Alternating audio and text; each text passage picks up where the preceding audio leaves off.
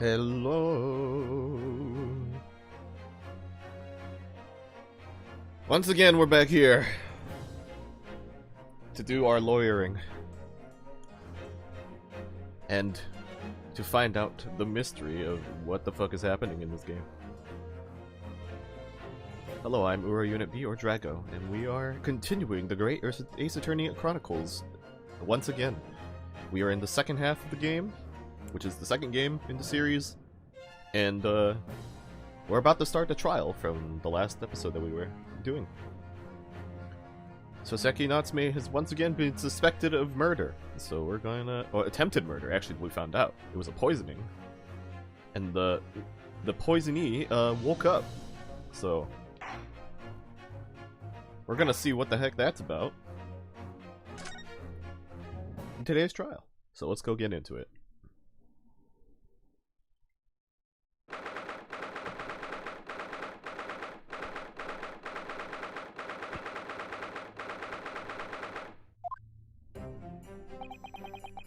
The Old Bailey.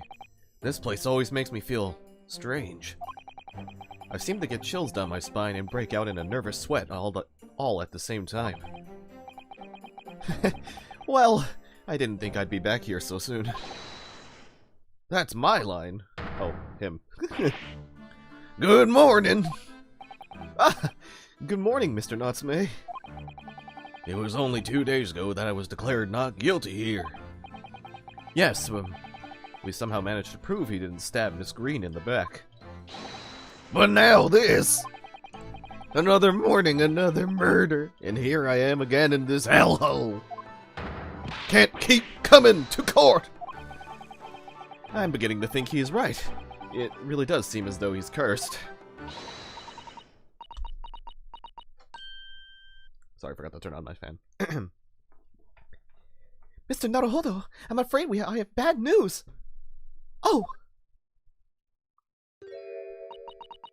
Mr. Natsume. Good morning. Yes, good morning. So, here we are again. Yes, again. Man, you can cut the tension with a knife. This is incredibly awkward.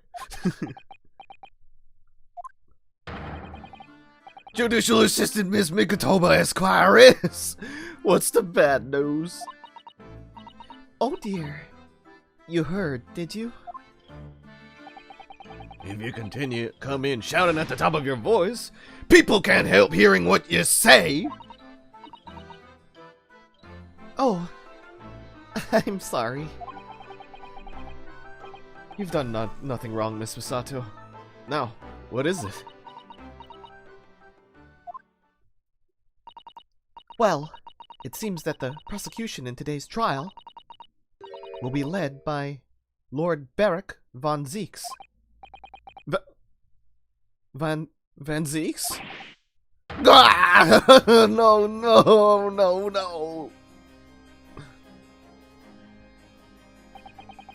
The so-called Reaper of the Bailey, the most legendary prosecutor in the land. In the trial 2 days ago, he pursued Soseki-san and I relentlessly. Of course, by the skin of our teeth. We managed to pull through, but still.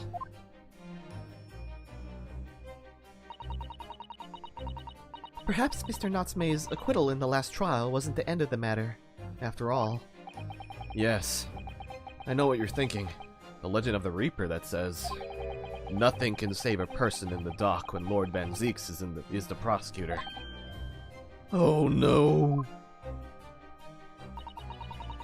That even if the person is found not guilty, the accused will meet a mysterious end one way or another. And we've experienced it firsthand. The man we successfully defended met the most terrifying end after his acquittal right here in the Old Bailey. And it turns out he was actually evil, so I guess it was good in the end. In an odd way. Ah, do I have to put up with those ice-cold eyes boring into my soul again? Cursed by evil spirits, and now by the Reaper! Pair of petrifying perils, potentially! Well, If it's potentially, at least you appear to have hope, Mr. Natsume.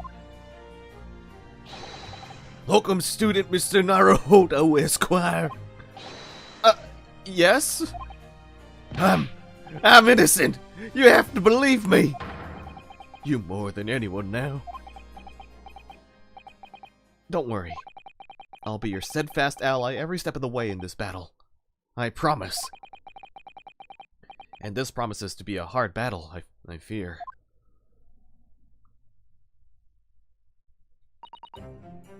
Well, the trial is scheduled to begin shortly.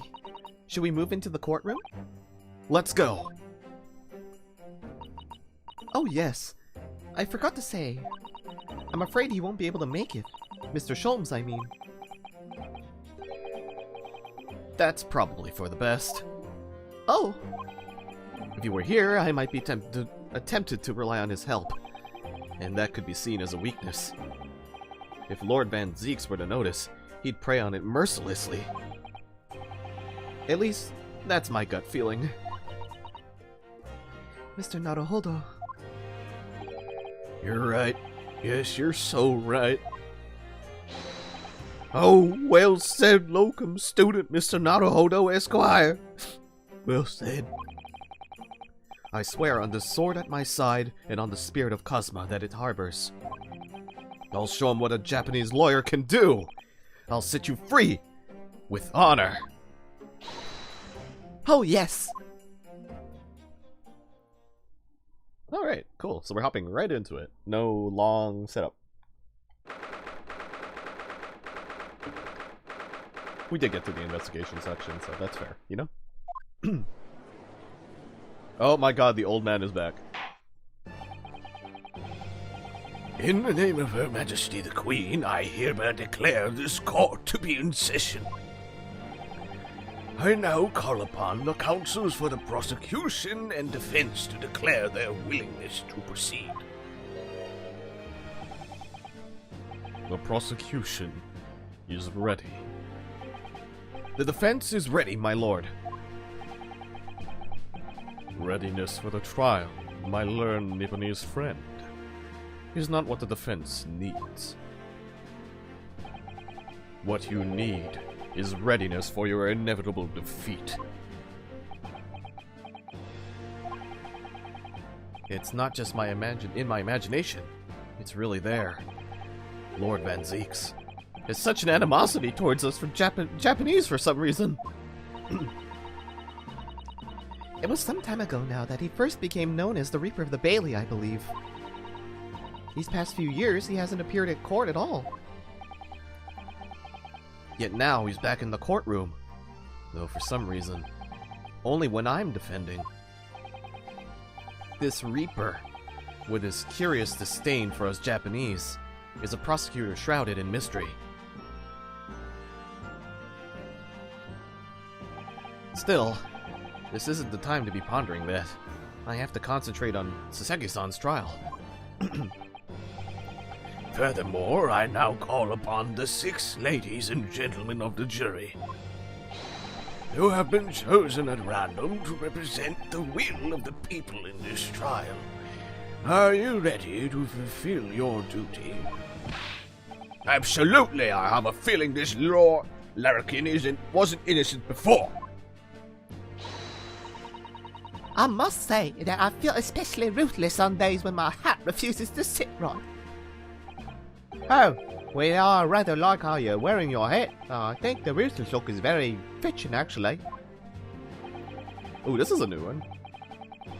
I need to be somewhere at 10 o'clock. I have a very important meeting. Let's make this quick. Our warden couldn't agree more. I need to take home 5 bob tonight or the missus will go through the roof. Oh, may the Lord show us all the light here and lead his flock to a righteous verdict. The British jury system is so very different to our own, isn't it?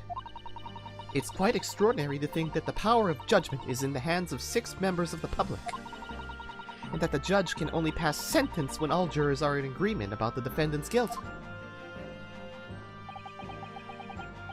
We got quite a few repeat faces, though, and only one new one. Quite surprising. 6 citizens of London, chosen at random. Or at least, that's the idea. The prosecution would draw attention to the fact that the accused was on trial here but 2 days ago. Accordingly, where possible, the same jurors have been asked to return for duty today. Oh, okay, that explains things. Very well. Let us commence the trial. Lord Van Zeeks, your opening statement, please. Ladies and gentlemen of the jury, it is not the intent of the prosecution to cast doubt over your past decision. However, the innocent verdict afforded to this eccentric Nepalese before has had dire consequences. Did the accused repent for his wrongdoing in that affair? Far from it. Instead, he used his freedom to perpetuate a most blood-curdling crime. Namely, that of the attempted murder of his neighboring lodger, an innocent Englishman. To explain the circumstances of the crime, the prosecution calls its first witnesses to the stand. Witness. My bad. The detective responsible for investigating the scene, and the accused himself. Oh, okay, so we're starting with a not me.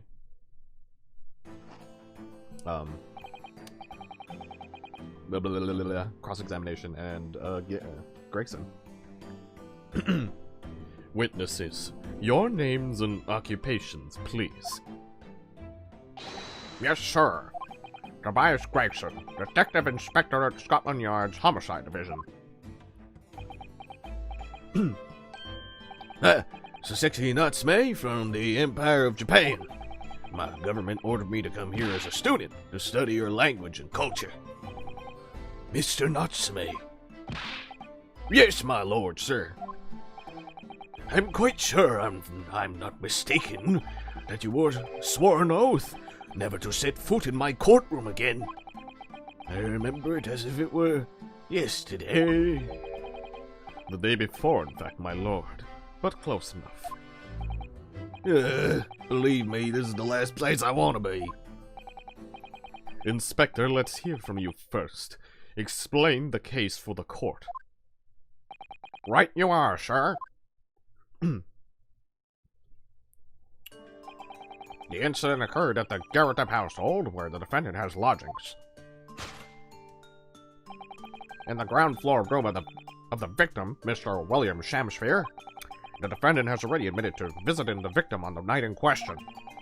Mr. Shamsphere collapsed in his room as a result of poisoning by stirchain. He was found the following morning when the landlord, suspecting something was wrong, broke down the door.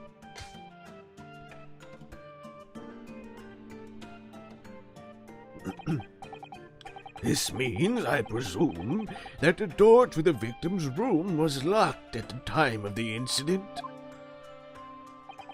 Correct, my lord. It was locked from the inside, making entry to or exit from the room impossible. Although the victim, Mr. Shamsphere, lives to tell the tale, he very nearly did it. The man was halfway to heaven when we first found him. I was the first officer on the scene, my lord. And I have a photographic print here that I took at the time to show how it looked. Yes, a chilling scene indeed. The man looks very much deceased. That's right. Everyone present believed that's exactly what he was. Very well. I shall accept this photographic print as evidence for the court. Alright, so we got the Kodo immediately. Now then, Mr. Natsume. Yes, yes? As the defendant, do you have anything to say at this juncture?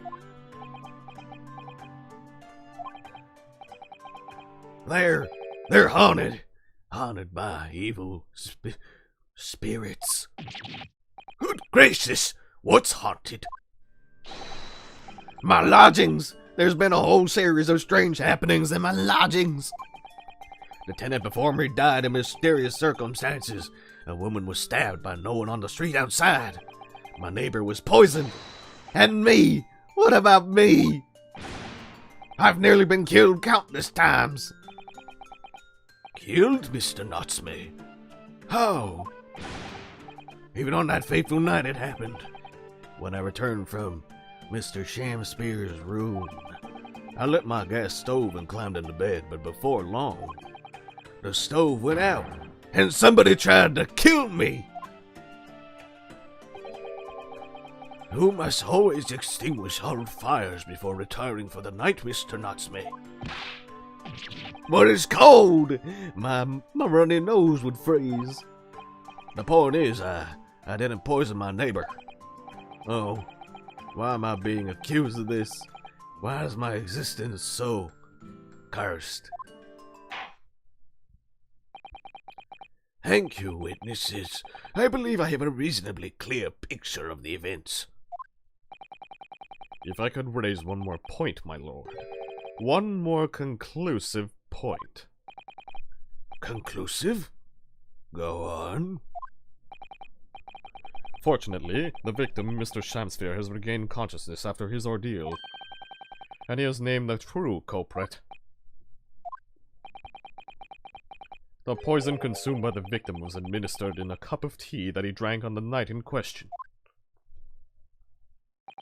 Tea, my lord, that was brought to the victim's room by the accused. The accused? Good grief! Order! Order! Yes, that's the crux of this whole case. If Soseki-san is innocent, then why? Why has the victim accused him? Well, Mr. Knotsme, what have you to say to this accusation? That evening, yes, I did take some freshly brewed tea with me when I visited Mr. Shamspear's room as a gift. The public water pump outside always freezes at night, so I brought bottled water especially to make it. And this is the result! Never will I touch tea again! Never. The public pump was frozen, you say? That's not information we've heard before. That will do. Thank you. Now, according to our laws, the defense must have the opportunity to cross-examine witnesses at least once. Therefore, I call upon these witnesses now for a formal testimony. I presume the prosecution has no objection. None whatsoever, my lord. Good. And you will give your account of events on the night in question to the court now.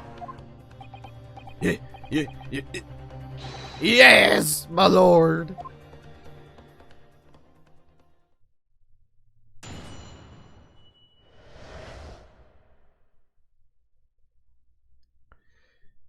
Alright. It was around 9 o'clock that evening when I visited my neighbor, and I took some tea with me as a gift. We had a heated literary debate over a nice hot drink, after which I went back to my room at around 11. Ah! My tea was completely harmless. He couldn't have locked the door behind me otherwise, could he? Stirritine takes some time to have an effect on the body. People don't kneel over immediately after taking it. The victim would have been perfectly able to lock the door after his guest left. The argument still stands.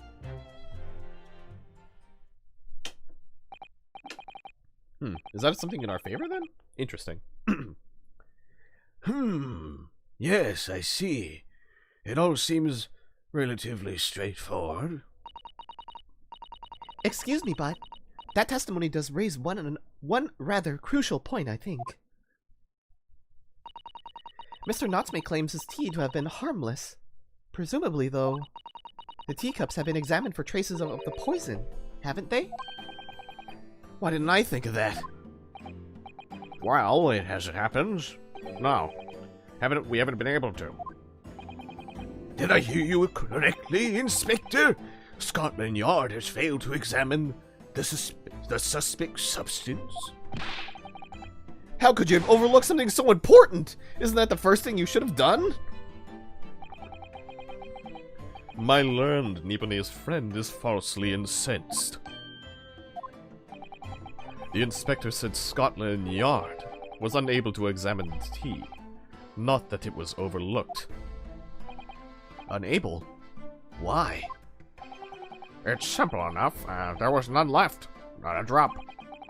Someone must have been very thirsty indeed. Oh no. With current scientific techniques, it's not possible to test for poison under such circumstances. We only need a drop. But that one drop does actually have to exist, funnily enough.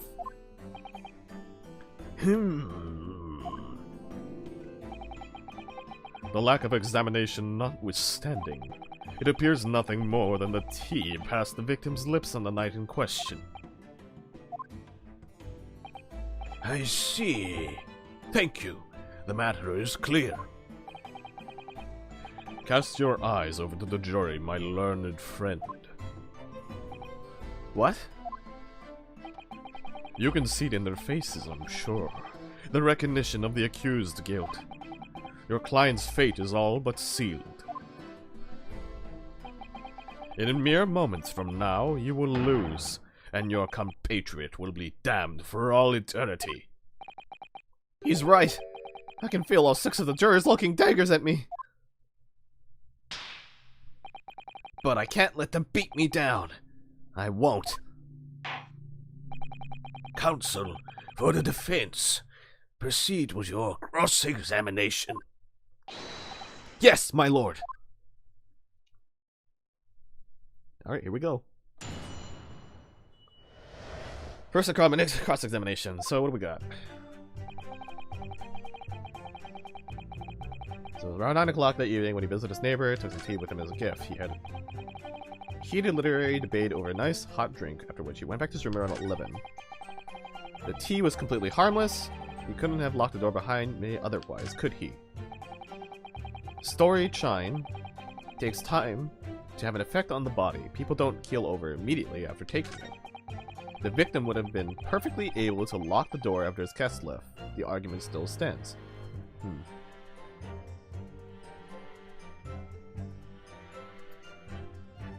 This definitely looks like a pressing situation, because I don't really see anything that I can really use, you know. Hold it! There's nothing really here usable to me really present evidence against it. So, pressing is just the way to go. Were you and your neighbor good friends then? Ah, no, we weren't friends. Not at all. Not at all. Never, ever. A simple no would have sufficed. Then, why did you decide to pay him a visit? Mr. Shams here fancies himself as having great literary knowledge. As a fellow scholar of English literature, we find much to talk about together. Come now. No Nipponese could understand the finer points of English literature. And on the night in question, that was the topic of conversation as well, I presume. It was the day of my last trial when I was acquitted. I just arrived back at my lodgings when I ran into Mr. Shamspeare outside of the street. That was at around 6 o'clock. We exchanged one or two pleasantries, but it soon turned into a heated discussion. He was on his way out at the time, though, so I promised to visit his room that evening at 9 to continue our debate. But did I have ill intentions? No, not one, not two, not any, not at all. Never, ever. A simple no would have sufficed, I feel. Then tell the court what did happen when you visited the victim's room.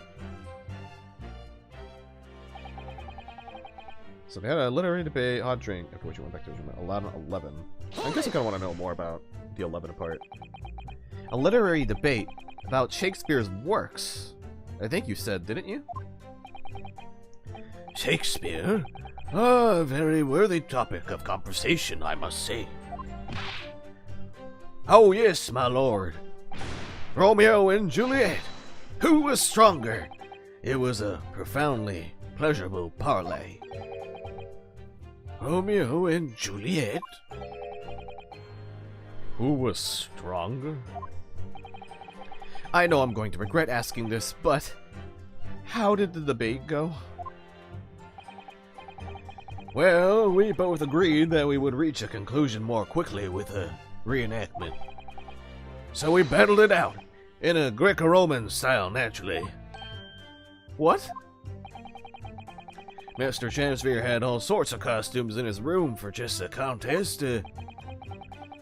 So, when you say a reenactment, you mean you were actually in costume? He as Romeo, I as Juliet. And after a vigorous, wild tussle, I, as Juliet, came out on top.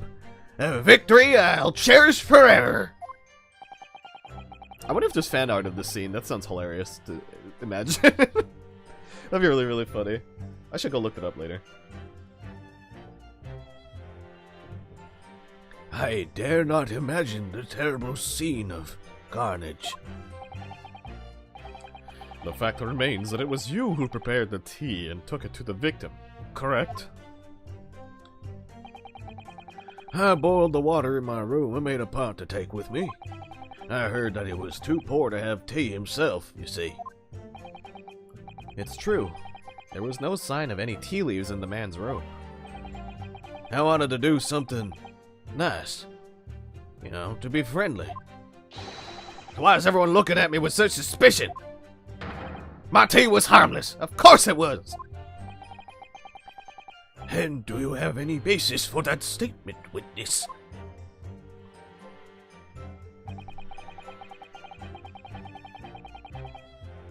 I feel like this statement is just more of a supplemental of this one. So let's try press the fourth statement from Gregson. Hold it! How long does it take for symptoms to appear then? According to the coroner I was speaking to at the yard, about 30 minutes after the poison's consumed. Then the victim suffers violent convulsions, cramping, and stiffness, and eventually dies from asphyxiation. So there's a 30-minute interval between when the poison is ingested and the onset of symptoms. There seem to be a lot of different types of poison in the world, that's for sure. Oh dear. Death by poisoning again. It's always so awful. Yeah, it's like, what, 2? 3? This is the third one now? My goodness. 30 minutes is a long time. Certainly long enough for the victim to have locked the door behind the accused after he left. You can't deny that. And it further degrades Soseki-san's alibi. I have the medical report from the doctor who examined the victim here, my lord. It spells it out, really. The accused is the only person who could have done it. Very well. Court will add this report to the court record as evidence. Okay, so that was useful to press because we got the medical report. Let's go read that immediately. Oh yes, I see it here. Delayed onset of symptoms. Great.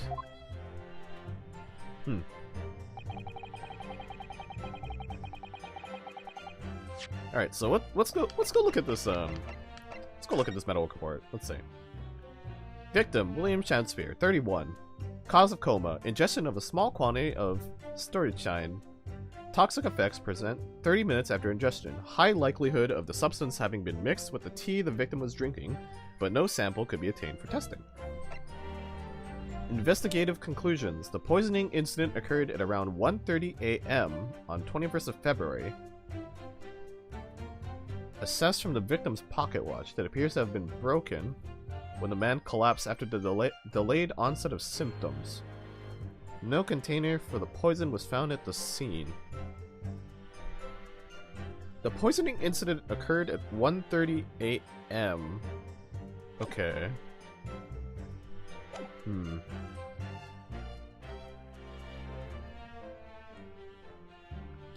1:30 a.m. What time did he pour the tea, though?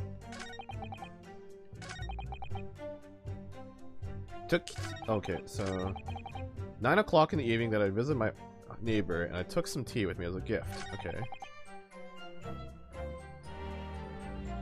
We had a heated literary debate over a nice hot drink, after which I went back to my room at around 11. So if he poured the tea at around 10:30 and it takes 30 minutes for the poison to kick in, then this medical report doesn't make sense if it's the poison then otherwise, so let's go do that. Mr. Natsume, you say it was 11 p.m. when you left to return to your room, correct? Yes. And Inspector Gregson, can we rely on the information in the medical report unconditionally? Of course we can. There's no problem with the report, Sunshine. Actually, I think there's a very big problem. Because there's a chronological inconsistency between it and the defendant's testimony. Chrono what? What are you on about? According to this report, the victim must have consumed the poison at around 1:30 in the morning. And yet, the defendant, Mr. Natsume, left the victim's room at 11. Yes, that's right. There's more than 2 hours of missing time there.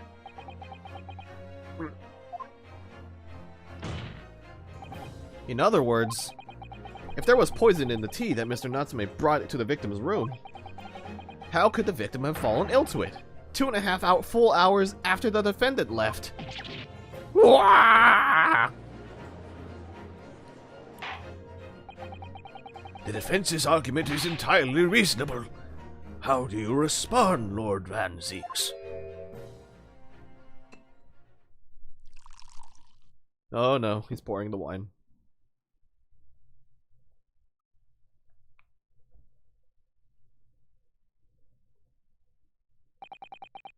Pray forgive the discourtesy of my mind has wandered. I was considering what cuisine would best complement the contents of my hollowed chalice this luncheon. How could it have happened, you ask? Oh, and it's gone. I do hate to shatter illusions, but my Nepalese friend appears to be chasing a phantom idea. A phantom? Is it so hard to imagine that the victim drank his tea after the accused had left? For example, at the time stated in the medical report. Yes, at around 1:30. Objection! Mr. Natsume brought the tea with him to drink together with his neighbor. And in Japan, there is a well-known saying, drink tea while it's hot. Objection! And in my country, there is an even more apt saying. There is nothing more refreshing than cold tea. The point is, if there was such a long gap, there may have been other ways to explain how the victim came to be poisoned. Other possibilities. What sort of possibilities, Counsel? I mean, it could always be poisoning after. Well, for example, the man could have had another visitor. Another visitor?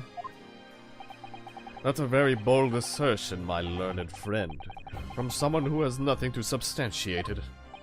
Or the victim could have taken the poison of his own volition. You suggest this may have been a suicide, Counsel? Objection!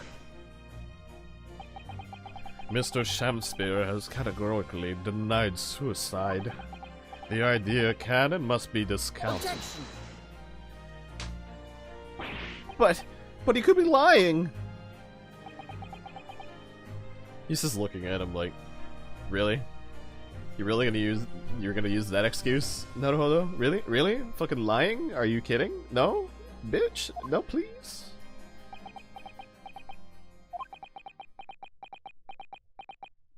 Are you gonna slam the table with your foot now? Is something wrong, Lord Van Zeeks?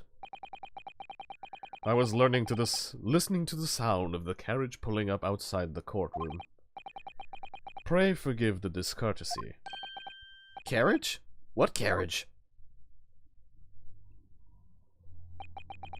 It would seem that the key player in this case has just arrived. Hold it. Who?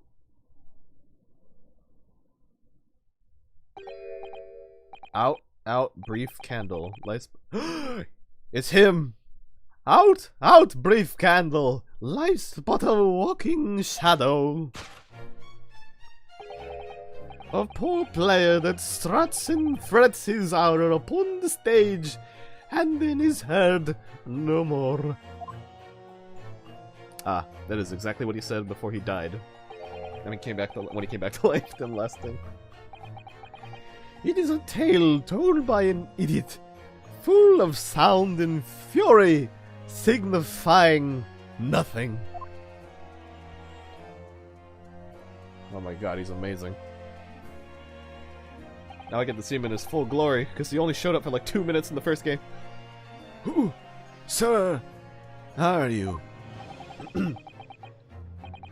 William Shakespeare, my lord. Alas, 'twas I, undone by those bitter events. I am the victim. What's he doing here? Oh, his theme is such a bop. This is a good theme. The prosecution seeks to call this gentleman to the stand. With his testimony, my learned friend's futile resistance will be utterly crushed. You're calling him as a witness? Very well, counsel. I grant your request with interest. I'm curious to discover what the court shall hear from the victim himself. Oh, look at him go. Happy I am, Shakespeare, to regale thee with my tale of woe, my lord. But I still have my own tale to tell. My own tale of worse woe.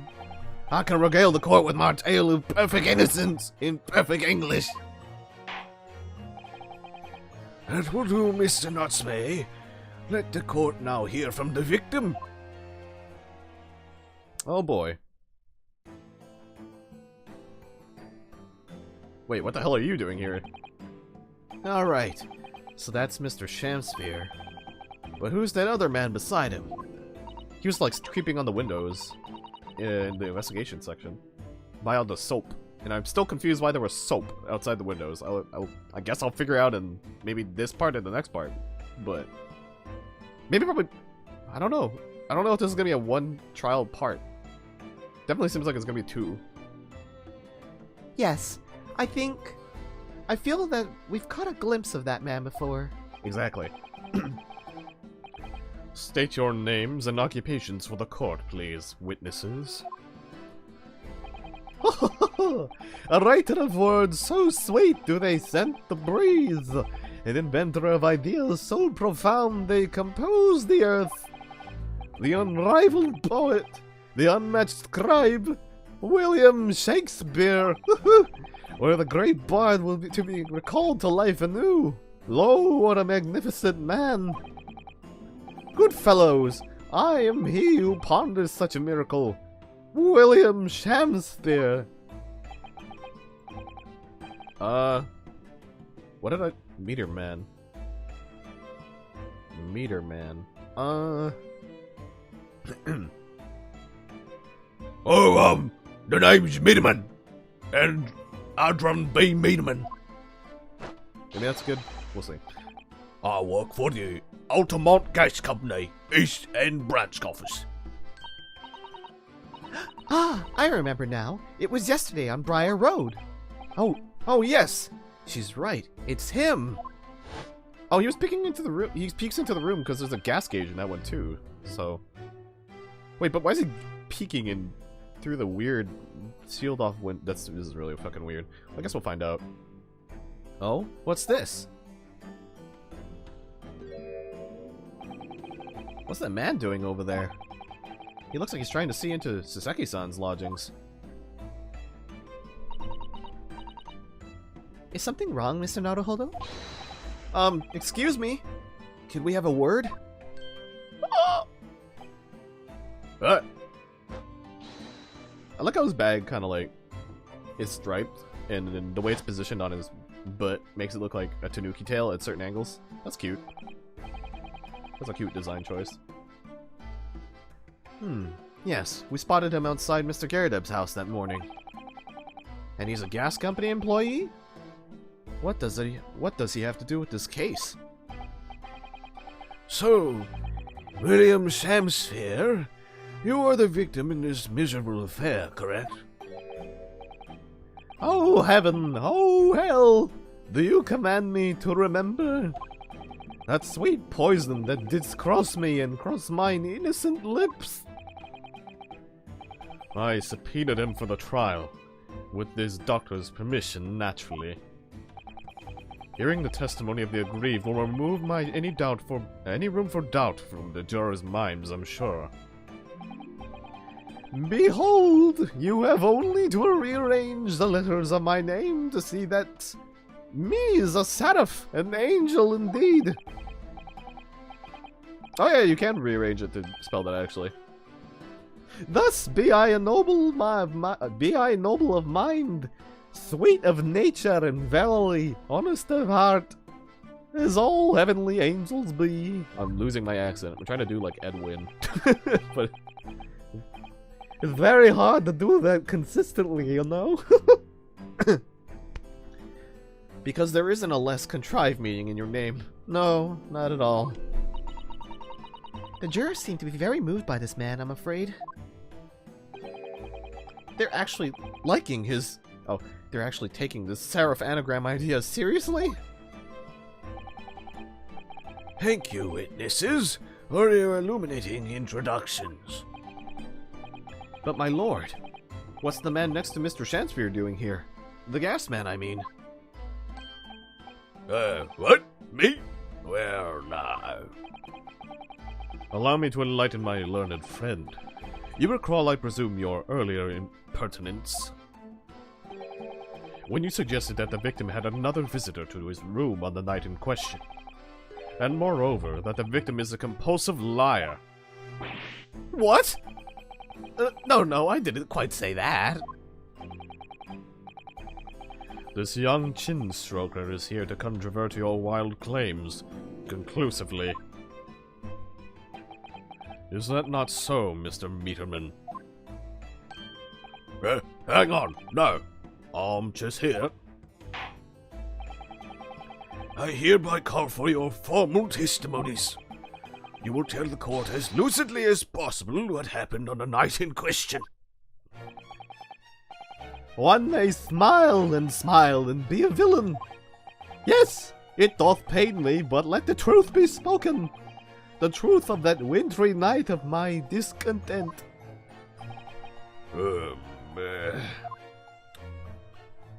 He's not really much of a talker, this guy, huh? On the other hand, Shamsphere, though. The snow lay about. My neighbor did cometh in the evening, bearing a gift of tea. But marry, bitter was his drink, and when he left, I did fall prostrate on my table. 'Twas the tea alone did pass my lips that late hour, not else. I was outside this bloke's window in the freezing cold all night, keeping an eye on his room. No one else visited his room but a short little round-backed eastern fella. Interesting. Wait, what did you say? You were keeping an eye on Mr. Shamsphere's room all night? That's right. Of course, the bloke's window is all but blocked up, isn't it? But there's a little gap in the bricks where you can see into the room. So I spent the night trying to keep my teeth from shattering as I peered in through that. The question is, sir, why? Well now, that's because he's on my list. What a piece of work is a man! Wherefore wouldst thou not stare into wonderment? What are you talking about? This buzzing busybody hath not part in this play. I pray thee, pay him no heed, for make no more ado about his tedious words. What do you say about me? Well, actually, in this angle, instead of a tanuki, and because it's more pronounced yellow than when he was far away in the other cutscene, he definitely looks like more like a bee, like a really big bumblebee, and then like the scarf around his neck is like wings. Actually, yeah, you know what? I think that might be actually the more intended design choice. That's still pretty funny. Calm yourself. This court is concerned with what happened on the night in question. Nothing more. Indeed, that is so. And as the testimony we have just heard clearly reveals, there was no one other than the accused present at the time who could have carried out this crime. Oh, you heard that? Oh, you tell the one what someone. Well, I believe this may be the final testimony of the trial. Now, counsel, the defense may proceed with the cross-examination. The final one of the trial? I doubt this so much. There's no way this is the only cross-examination of this trial. There's gotta be more. There's gotta be more. Or we're gonna have to do a jury convincing or something, like, damn. Yes, my lord.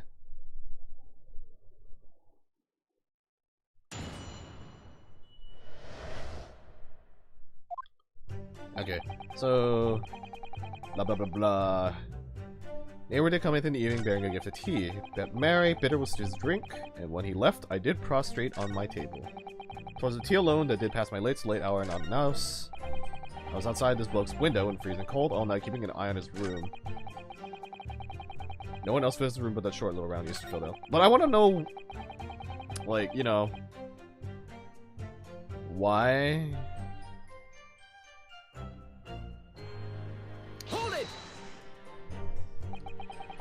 But the windows of that house have all been filled in.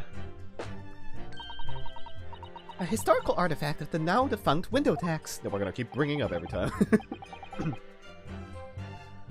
Yeah, you're right there. All bricked up horribly. But as it happens, there's a little part of the brickwork at the bottom corner that's been opened up. I was looking in through that gap. Yes, there were a few bricks loose, weren't there? And for some strange reason, a couple of bars of soap lined up on the edge of the outside as well. I don't like going around poking my chin in other people's business, especially on freezing cold nights. But them is my orders, so that's what I'll keep doing, as long as there's breath in me body.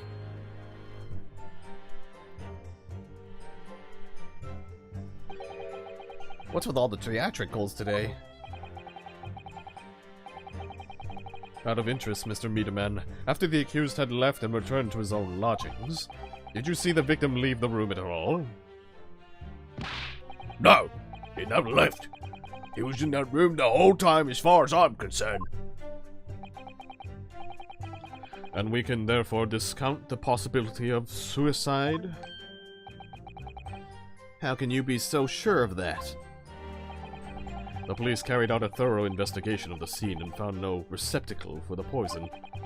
And since we know the victim didn't leave his room, and hence didn't dispose of the poison's container himself, it's clear that this was no attempted suicide. Only the culprit could have removed the receptacle. Ah, yes. Lucidly explained, counsel. Thank you. It really was. Can't argue with that logic.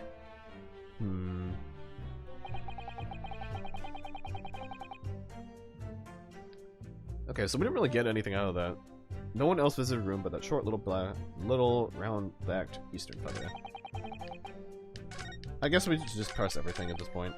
So, Because there's nothing really I can really concretely place against, and we can't use time as a contradiction again because, you know, it can't be. Hold it! To be clear, by neighbor, you were referring to the defendant, Mr. Natsume. Oh, indeed, sire. Perchance thou wouldst that I call him the man from upstairs. And at what time did the mustachioed Nipponese visited you in your room?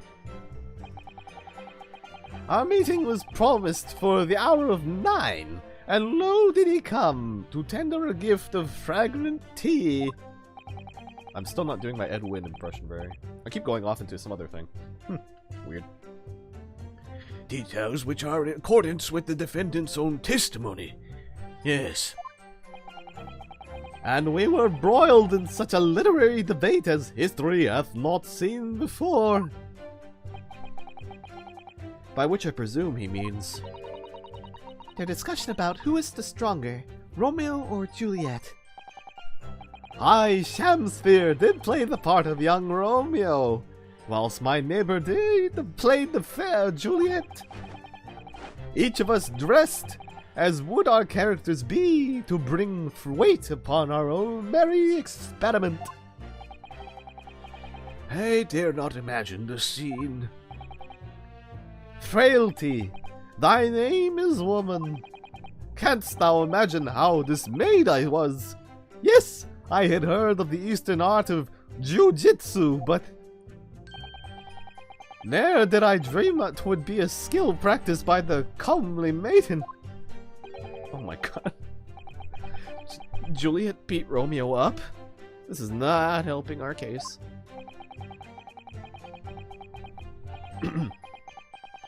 I believe the court has heard enough about your earth-shattering literary debate. Perhaps you could reiterate your statement about the tea that the accused brought to your room? My liege, I am thy servant. Gladly I would do thy bidding. Hold it! So, he definitely tasted it. Let me stop you there. Mr. Natsume left your room at 11 o'clock, but it wasn't until after 2 that the poison made you collapse. That accounts to more than 3 hours of missing time. Look at him go. Oh yeah. Does he just loop back and forth? Okay, I appreciate that. That's great. If the defendant had really put the poison into your tea, that 3-hour window of time is something you're going to have to explain. Gladly, 'tis an easy task. What?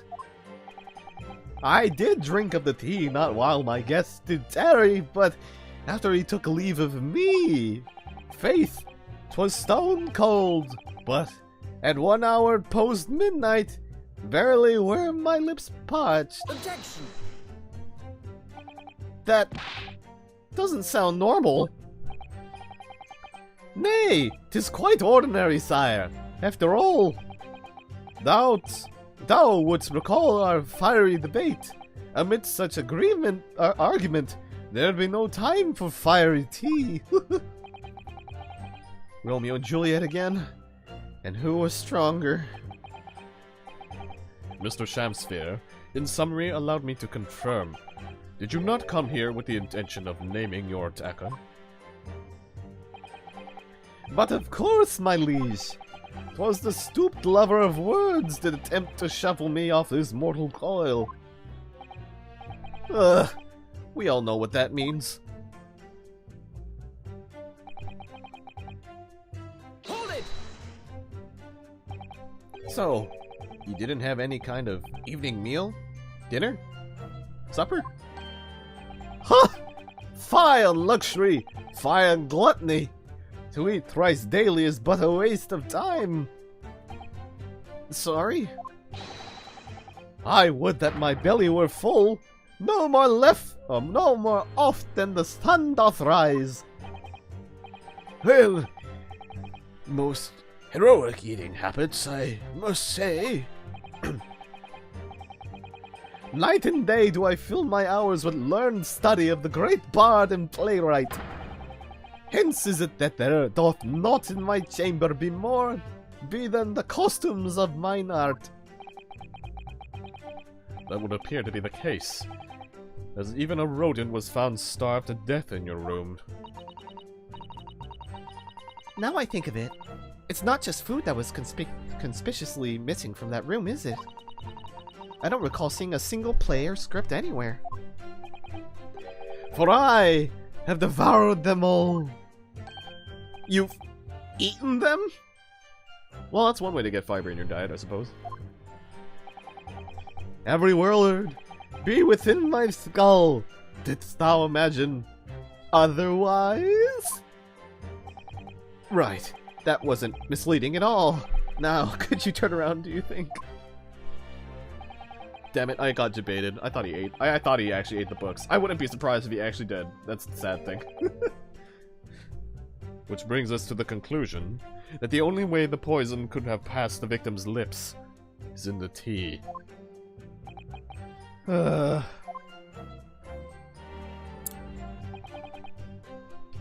well, let's try press this statement a little bit more then, since we pressed the other one. You say a short little round-backed Eastern fella. So you can't be sure it was the defendant then. Objection! How many other short little round-backed Nipponese with a mustache do you think there are in London? Well, of course, it's only a narrow gap and it was quite dark, so I didn't notice the mustache. But he showed up at around 9, so I'm pretty sure of myself. When the person you saw arrived, did he and Mr. Shamsphere drink tea together? I just realized that it just showed like one frame of Shamsphere just like looking like really happy. It was great. Nah, sorry, I couldn't say. Why not? Just a frame of him zooming by is getting me. God damn it. Because I couldn't see into the room all that well, could I? But what I did see was the silhouette of that little round back fella wearing a pretty dress. Then the pair of them started some kind of wrestling match. I'll tell you, I didn't know what to make of it. I suppose that was the Romeo and Juliet championship battle getting underway. Mr. Meterman, allow me to confirm one final time. Apart from the accused, can you state with certainty that no one else visited the victim on the night in question? No question. Gasman's honor. He has a very, very jiggly chin. Hold it. Oops. Oh, it's this bastard. My lord! Goodness me. Yes, Mr. Foreman. I've kept my mouth shut and listened up to now. Oh no, sorry. I've kept my mouth shut and listened up to now, but this has gone on long enough. Are you all with me? Yes, yes. Are we to understand that you ladies and gentlemen of the jury are in agreement with one another? That you've reached a unanimous decision? Too right we have. Are you all with me? Yeah. Wait, no! The defense is in the middle of a cross-examination. To be honest, I was holding out a bit of hope for you, young man. Especially after you identified those few hours that followed the accused leaving the victim's room.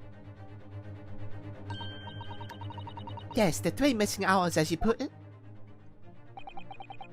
But in the end, what difference did they make? None as far as I can see. And since that's not apparent, there's really no reason to delay our decision any longer. Like I was saying before, if I don't take 5 bob home with me tonight, the missus will blow her top. What's that? Sorry, I didn't quite catch what you said. Very well. let the court be apprised of your decisions. Ladies and gentlemen of the jury, you will state your leanings as to the defendant's culpability. Guilty! Guilty. Guilty. Guilty. Guilty. Guilty. Tap, tap, tap, tap, tap, tap. Well, here we go again. All of you?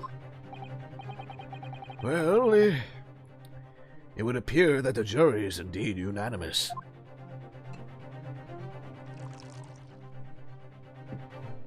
We just drink some wine again. So, this time at least, it seems justice will be done. All's well that ends well, as they say. This calls for a toast, I feel. To the guilty being punished. Ugh. Why? Oh yeah, yep, he's definitely a B. Alright, I see it. I see it. It's very clear now. Get up, Mr. Naruhodo, please! The trial isn't over yet. What do you mean, Mrs. Sato? What about the information I found in this encyclopedia of British law I have? The obscure right that belongs to the defense in these situations. Remember? Oh yeah, I forgot about the first game. A summation examination. Yes, that's right. We don't have a jury in Japanese courts, of course. But here in a British court of law, if we can reverse the decisions of a majority of the jurors, we can force the trial to continue. Words. This trial can't end now. Whatever it takes, I just can't let that happen. The defense moves to invoke its right to a summation examination, my lord. Break it, break it, break it. Why am I not surprised at my learned Nipponese friend's inability to admit defeat? You chose to cling desperately to some archaic rule you barely comprehend instead of accepting the truth. Certainly, no other defense counselor in recent times has exercised the right to a summation examination. Because they all know that once the jury's mind is set, it cannot be altered. Nevertheless, the right remains and must be upheld. And it's not like we haven't done it twice before this, technically, canonically.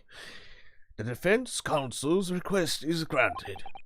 The court will proceed with a summation examination, as outlined in the Encyclopedia of British Law.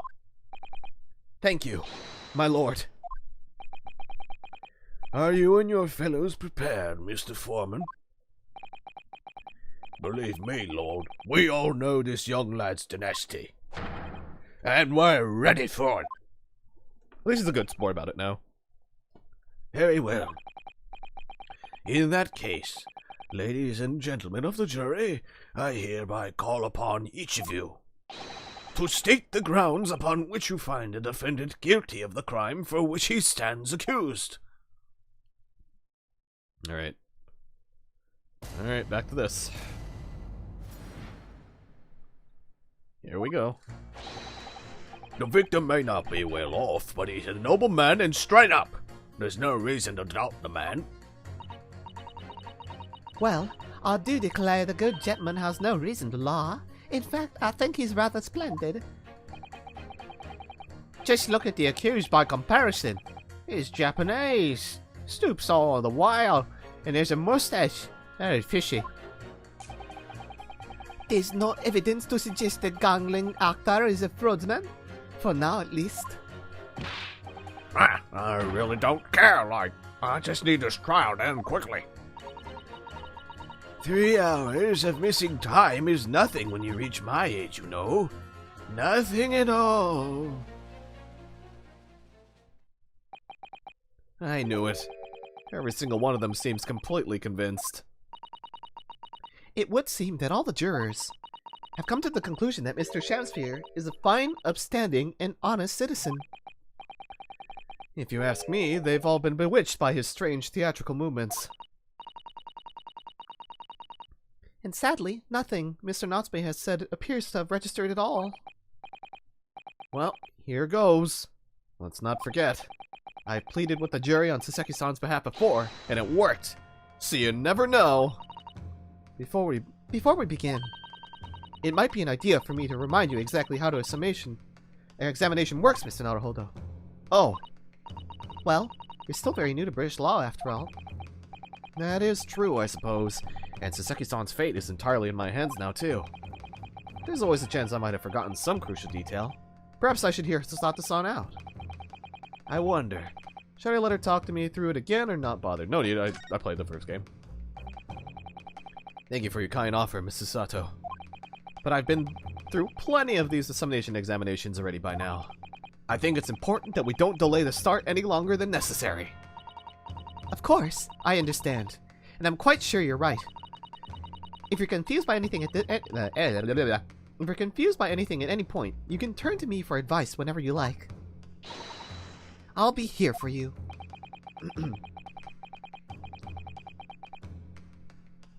The key to this is really... The key to this is really listening carefully to each juror's statement. Finding two that are contradictory, and pitting the corresponding jurors against each other. Without further ado, please, counsel, proceed with the summation examination. Here we go again. Yes, my lord. Oh, there he is, just smiling in the background.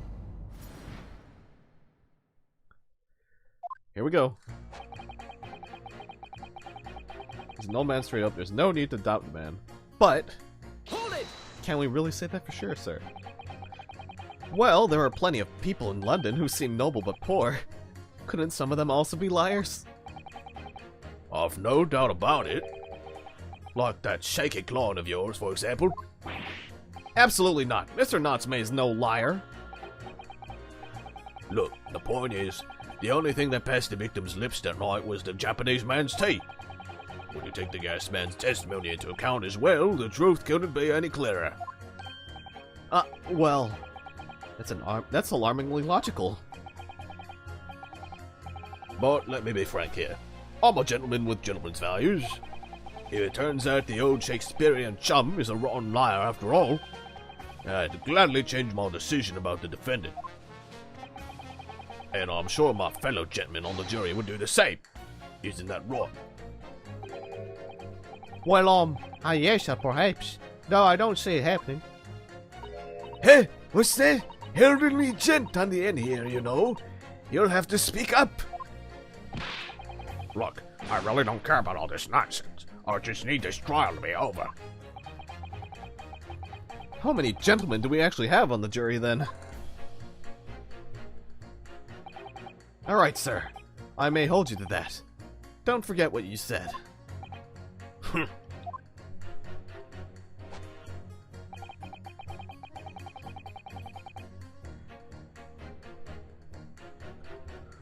Alright, let's see. In fact, I think he's rather splendid. Hold it! What do you have to say? Okay. Are you saying you believe the man to be trustworthy because he's rather splendid? No, that's not what I said. The point is, the man is the victim here. What reason would he have to lie? And yes, he is rather splendid.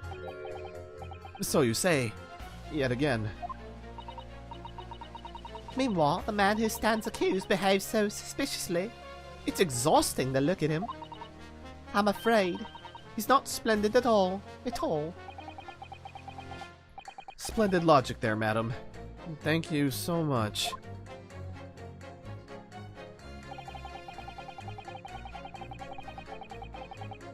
Alright, let's see. No. Not one of those things is a reason to find the man guilty. But he is fishy. There's no point dancing around the fact. He's Japanese, he has a mustache and he stoops. You see, you arrive at the conclusion in just 3 steps. 3 steps. Like a waltz, in fact. You know, the more I think about it, the more this trial seems like a dance. Oh boy. You seem to be several steps ahead of yourself, though. And you're on the wrong foot. No! There's nothing but circumstantial evidence here. There's no actual proof of the defendant's guilt. But the victim's version of events is backed up by what the big chin man next to him says, isn't it? 1, he saw the Japanese man there. 2, he saw no one else. And 3, he saw the Japanese man there. Hey, that's another 3 steps. Oh, this really does seem more and more like a waltz, doesn't it? Right. And the prosecution will waltz its way to victory if I let you speak much more. Okay, you, madam. There's no evidence to suggest the gangling actor is a fraudsman. For now. Okay, what do you mean by that? A fraudsman? What do you mean by that? Yeah, exactly. No.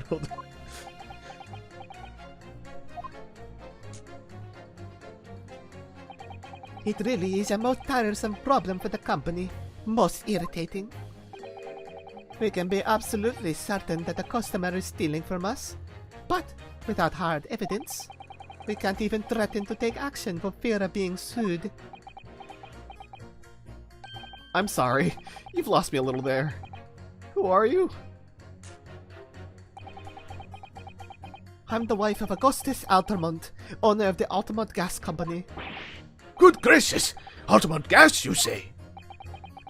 Gas is the future of energy in this country and around the globe, but proper handling is essential. As I'm sure our employee from the East End branch office would be the first to agree. Absolutely, Lady Quidme. Gotta be used properly. Altamont Gas is the best in the world, of course. He's like a worker bee. I get it now. I get it now. Ah, I think we may have solved the mystery of the bow from earlier, Mr. Naruhodo. Right. He bowed in deference to his employer's wife, did he? Oh. So, would I be right in assuming that the reason Mr. Meterman was watching what Mr. Shamsphere was up to in his room? I'm afraid that there's no end to the lengths the population of the East End will go in order to steal our gas. So I really have no choice when the company identifies somebody as a possible fraudsman, but to dispatch a worker to watch the suspect day and night. We're very thorough in our investigations. So you mean Mr. Shamsphere is? I wouldn't come out and say it public. But you can finish that sentence with a grubby little gas thief. You have noticed the public gallery is here, have you? The eye of man hath not heard, the ear of man hath not seen. Faith, wouldst thou wound me with thy words, were I to let them penetrate the skin? But seraphs hear not insults, only choirs of angels sing song. We may not have evidence yet, but my workers won't stop buzzing around you until they find it. Everything is coming into place. And when they do, you'll find yourself blasted back to your angelic heights in an Altamont gas explosion. So, Mr. Shamsphere has been stealing gas. I wonder, Juror number 4, if you wouldn't mind adding that information to your statement. My pleasure. Was it the bit about ripping that thief apart you enjoyed? A little before that part, about abject violence, if it's not too much trouble. Yes, of course. This could be it. This could shift the balance. Alright, so she's giving pretty much full-on evidence. Yeah, this guy's kind of a scumbag, so we can't really necessarily trust him. Objection! And then this is who we need to point it out to.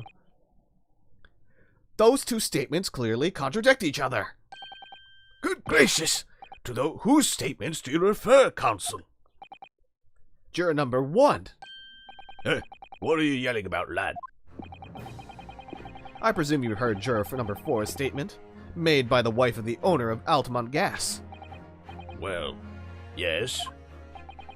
The victim, you claim to be noble, straight up, to be a noble, straight up man,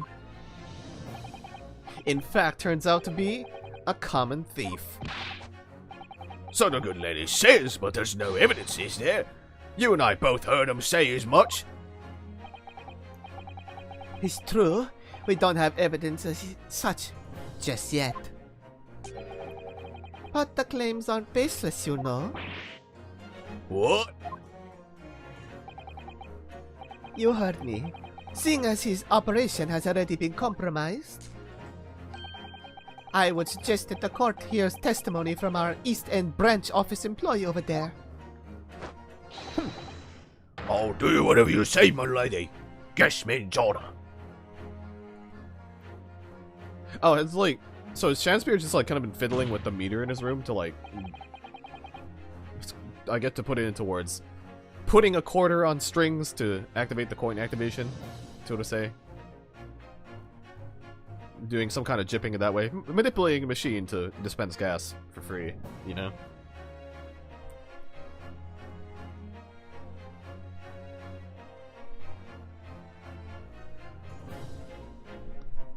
Juror number 1. You say you're a man of your word. If I could show that Mr. Shamsphere was a liar, you assured me that you would reconsider your decision about the defendant's guilt. Yes, I did say that. And as a man of honor, I'll hold to it. As I'm sure the other gentlemen of the jury will. Me? Well, yes. Now that we found out the man's a liar, perhaps we ought to consider the matter further. Well, if I'm perfectly honest, I haven't heard half of what y'all been saying.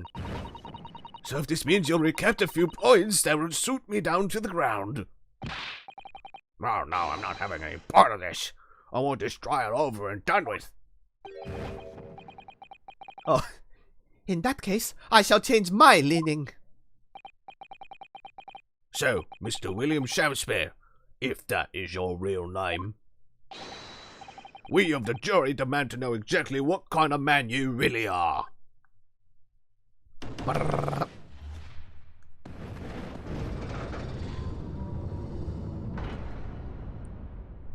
Well, it's not a heavy leaning, but it's still leaning. That's 4 jurors. 4 for not guilty. Yes, Mr. Naruhodo. Victory!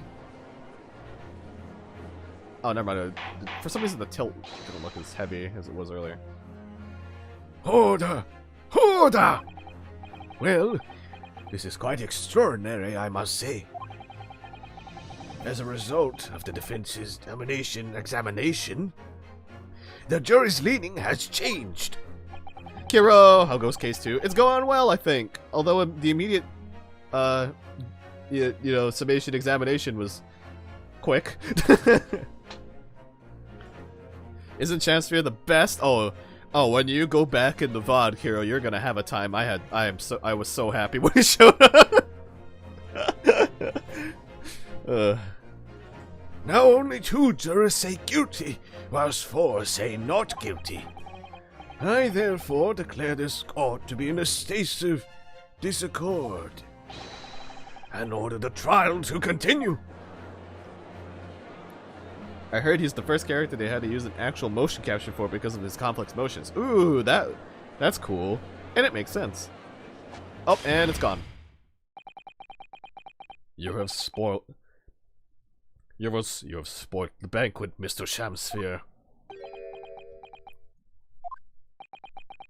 The ladies and gentlemen of the jury now find they are unable to trust you, the victim. Hear no evil, see no evil. Oh, but he sure is speaking evil. But you gods will give us some faults to make us men. So God mend me, I do swear. This gasman speaketh that which concerns him most. Not but gas, not but thin air. Hey, it burneth bright a while, but it hath no substance, and it doth reek foul. Oi, what did you say? Do I take it, Mr. Shamsphere, that you deny the allegations of gas thievery? Most heartedly, my lord. Hast thou forgot?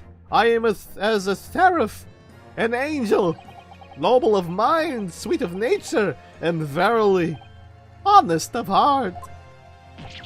Ah, you flowery mouthed pompous beanpole! Just 'cause I haven't got the evidence yet! Mr. Shamsphere, if in fact you are not noble of mind, sweet of nature, or honest of heart, if you are a liar, then your testimony should have no sway in this courtroom.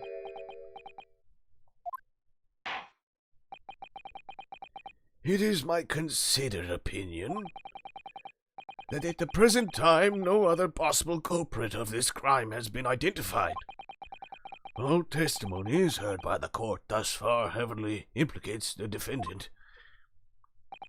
In short, it would not be unreasonable at this stage for me to rule on the case. Oh no. However, in light of the fact that the jury has expressed concern about the fidelity of this witness, I believe it would be inappropriate for this court not to pursue the point further. Objection! I assure you, my lord, that would be a waste of the court's time. The gas in this case are unrelated. Juror number 4! Yes? Didn't you say before that although you had no hard evidence to prove this man has been stealing gas, you have strong grounds for suspecting him? That's right. We do. Don't we? Worker. Absolutely, Lady Quinby. Gasman's honor. Very well then. We will hear your testimony now. You will tell the court precisely why you believe the victim, Mr. William Shamsphere, has been stealing gas. Yes, my lord. It'll be my pleasure. I can swear. If I may, my lord.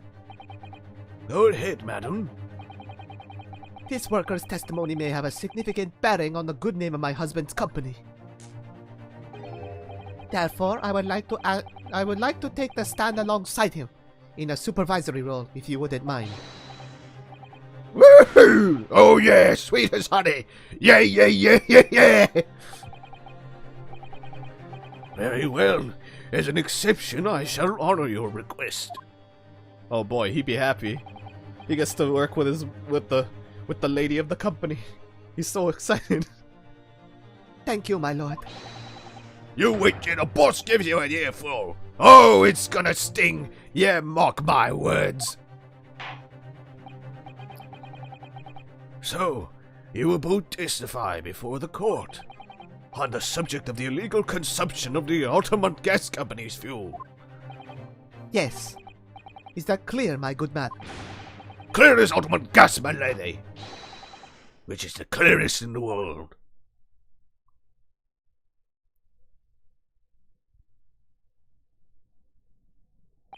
Do you think the gas has gone to his head, Miss Susato? I think the man is just a very dedicated employee, Mr. Naruhodo. Yeah, I'd say so. Look at him. Look at that dedication. A true worker bee. Hey, that reminds me, Kiro, I had you open in another tab and I heard you cheering because I think you cleared Galdara. Congrats, by the way. Congrats. You're free. You're free.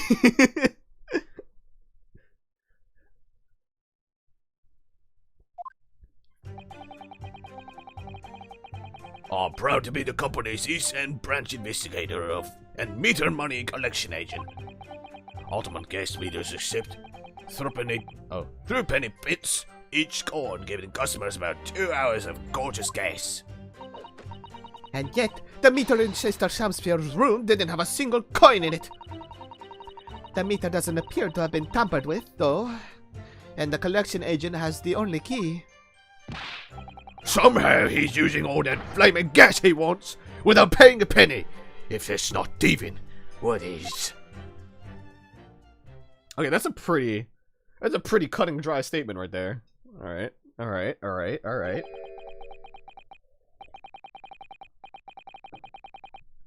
Pray forgive the discourtesy. The irreverence of this testimony caused me to turn to my hollow chalice. What do you mean by that remark, Lord Van Zeeks?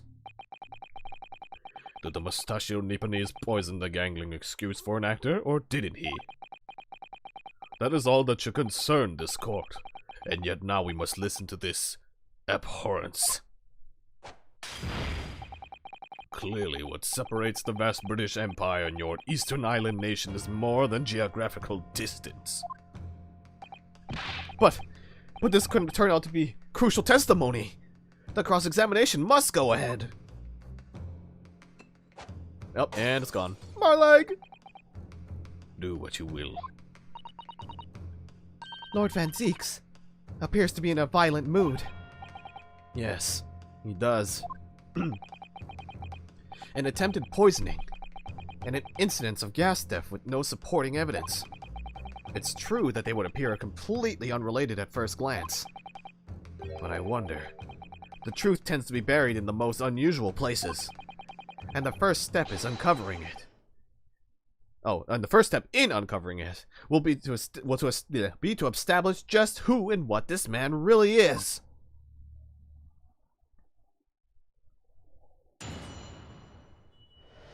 Alright. Here we go. So he's proud to be the company's each branch investigating money collection agent. Ultimate gas meters accept through penny bits, each coin giving customer about 2 hours. Hold it! Okay. So, all London houses that have a gas supply are fitted with these gas meters, are they? They're the latest model, the height of technology, developed by our company Altamont Gas. And anyone who uses our gas will have one of these meters in their property, yes. So, if a 3p coin gives 2 hours of gas, most people would use about 3 coins in a night? A bit more than that, usually. If they have both gas lights and a gas stove, that is. Thinking about it, Soseki-san doesn't have a fireplace in that room of his, does he? Some people still choose to use candles, of course, and only have gas for heating. Ah yes, I do remember seeing candles in Mr. Natsume's room, actually. And how does the money in the meter get back to you at the gas company? Every 3 days, gasmen like me visit properties on the gas supply and empty the meters of coins. I must say the design and manufacture of the new meter cost the company an awful lot of money. But happily, it did put a stop to people not paying their dues, for the most part. Because they have to pay in advance, you mean? Yes, exactly right. It also does seem a little bit more reasonable. Although I guess if you don't need to use an hour's worth of gas, or 2 hours worth of gas, it's kind of wasteful, but... I mean, if you time your spending correctly, then it's actually probably worthful. A little bit more reasonable than just paying bills. For this time period, I guess. Anyway. Out of interest, how long has this been going on? Weeks and weeks. He's been pinching gas off us for ages. And you've examined the meter in Mr. Shamspeare's room, I take it. Naturally. We took it off the wall and went over it with a fine-tooth comb. And found nothing suspicious at all, I presume. No, I'm afraid we didn't. Which is exactly why I demanded a new type of meter to be produced. One with an indestructible lock. The Shamspeare Special. It does like... That sounds like it would have cost an awful lot of 3 penny pieces. But even after that, the rascal's meter was still empty. I'll never forget the humiliation when I opened up the money box and found it bare. You what? I said. You what? And the look of his face, the smarmy smile of his. Uh-huh. I pulled the meter straight off the wall and took it back to the office. But you know what? Nothing! Not a trace of it being jammed open anywhere. Not a single sign. And what's happening to my salary as a result? Down by 3 shillings a day, that's what. A life-threatening situation, in a number of ways. Incidentally, what became of that meter? Nothing became of it. I've still got it. Oh. Yeah, oh. Right here. No wonder they call you Mr. No, they call you Mitterman. I think it would be prudent for the court to sequester this item while the trial is ongoing. A meter that dispenses gas for a short time, for a set time after a coin is inserted. It sports a very strong lock, developed especially with Mr. Chansphere in mind. Definitely. Although at first glance, there doesn't appear to be anything unusual about it. Let's move this along, shall we? Continue with your testimony. Though I would say it has as much value as the contents of that meter. So we know about the soap that was broken in his room. Oof, oof. I'm still curious about what this soap has to do with anything. Alright, so we got a new piece of evidence. Let's go look over it. Let's go look over it, you know?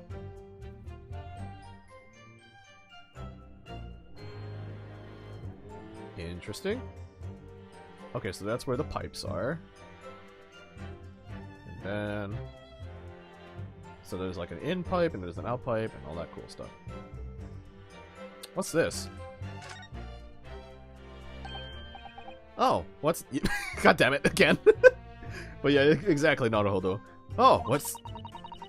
Have you spotted something, Mr. Naruhodo? Just here. There's a little hole. Do you see? Goodness, you're right. I wouldn't have noticed. It's not a very neat hole, is it? Not professionally made, I'd say.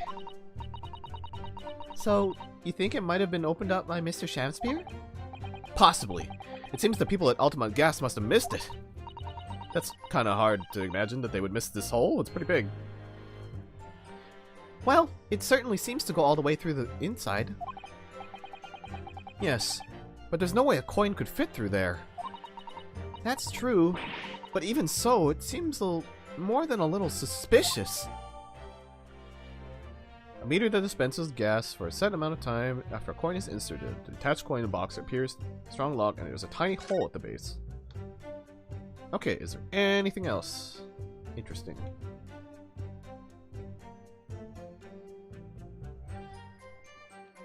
Well, we got the lock, so let's just put this over. It's a very sturdy looking padlock, isn't it? And the money box is sealed with beeswax, too. So if Mr. Sholmes were to get up to any mischief, he'd be found out immediately. Mr. Naruhodo! Mischief of that kind is not the sort of thing that Mr. Sholmes would... You know you didn't finish that sentence, don't you? Well, anyway, it's understandable that the gas company would want to safeguard the money that's rightfully theirs. But it does feel a little over the top, perhaps, doesn't it?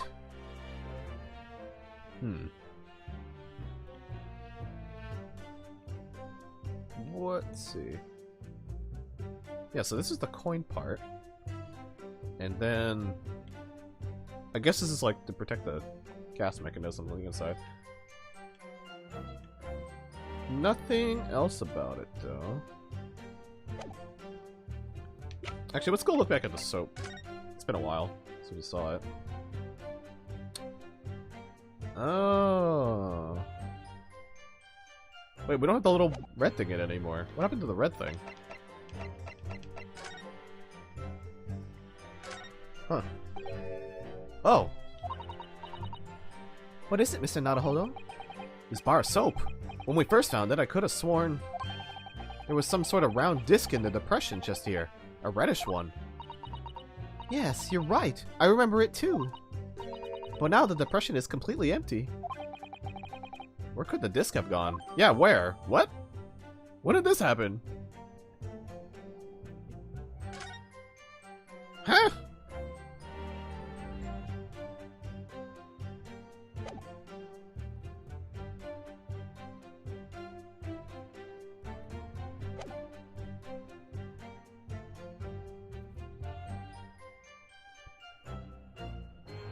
The meter doesn't appear to have been tampered with. Oh, but we found out it had a hole, so... Objection! Let's present that. Lady Altmont, I'm afraid to say that this meter clearly does show signs of having been tampered with. What? Get away! I've been over and over that thing. I'm telling you, there's nothing wrong with it. I think your eyes might need to be checking. They seem a little bit awkward.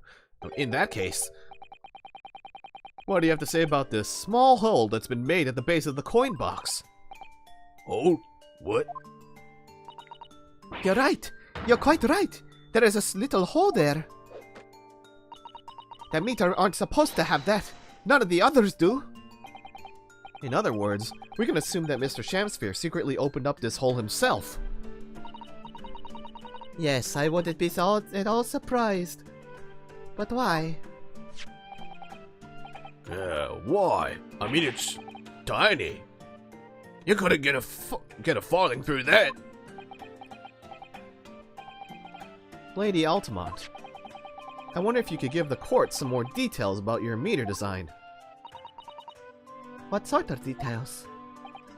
Well, what I'd specifically like to know is... Oh... Yeah, how it differentiates coins would be interesting. Because they did say it's like different one. How does the meter tell the difference between different coins? What do you mean? Well, for example, if someone were to put in a 1 penny coin, that wouldn't work, presumably, would it? No, of course not. So, well, how does the meter know that the coin it's been fed is a through penny bit? Ah, I see what you're getting at now. The meter tells coins apart by their shape and size, which includes their thickness. A through penny bit is about 3/4 of an inch in diameter, you see. Other coins just won't fit. Ah, I see.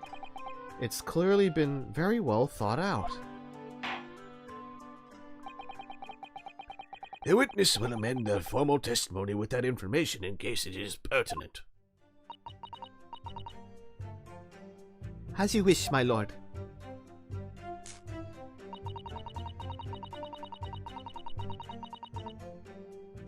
Wait. The medallion's gone. There's a circular depression on the side about 2 centimeters across. Or 3/4 of an inch. Do you think? We did find the soap at the seam, didn't we? Yes. Yes, there were 2 bars on that little ledge just outside the window. So we took this one. But I'm sure that when we first found it, there was some sort of reddish medallion in the middle there. I remember it clearly. Oh my god, it all makes sense. Yes, but there's no sign of it now. Where could it have gone? That's interesting. I thought we picked up the bar of soap at the scene of the crime and we were carrying it with us. I didn't think that we would pick it up after the fact, you know? That's interesting. Objection. Let me just confirm something here. If the diameter and thickness were to be correct, the meter would accept any object as if it were a through penny bit. Is that correct? Yes, that is correct. Well, by something of a coincidence while we were investigating in this Mr. Shamsphere's room, perplexing, indeed, smiley face, we found a particular item that matches the dimensions perfectly. Something the same size as a true penny bit? What was it? The item in question is this. What? Have you been inhaling gas? That's a bar of soap. It certainly looks nothing like a true penny bit, I must say. It looks like I'm going to have to point out exactly what I mean here. What's so important about the soap is this part here. Got it! Achoo! You have to turn over the soap to see what I mean. Are you referring to that round depression in the middle of the soap there? That's right. A depression that's approximately 3/4 of an inch in diameter. Or in other words, almost exactly the same size as a through penny bit. Get away! Does anyone here present have in their possession a threepenny bit? Quickly now! Hand over your coins, ladies and gentlemen. I need to buy a new hat. It sounds rather like a highway robbery, doesn't it? God damn it, why do I always say something exactly what I'm thinking? God damn it. Thanks to a kind member of the public gallery, I have here a threepenny bit. Now to see if it fits. My word! It couldn't be more snug! Yes, as I suspected. This, without a doubt, is a vital clue to explain how the Altamont Gas Company is being defrauded. Well, I don't believe it. Oh, and her outfit's even more bee-like than we could see initially. So cute. So, your assertion amounts to what? That some inferior bar of soap has a tentative connection to the theft of gas? Yes! Actually! The depression in the soap was clearly made by a threepenny bit. I must concur, at least, that pushing a coin with some force into a poor quality bar of soap such as this is a remarkably simple way of replicating the coin's shape. Oh, it's a mold! And then you could use, well, some melted wax or something to pour into the mold. You can make 5 coins in no time.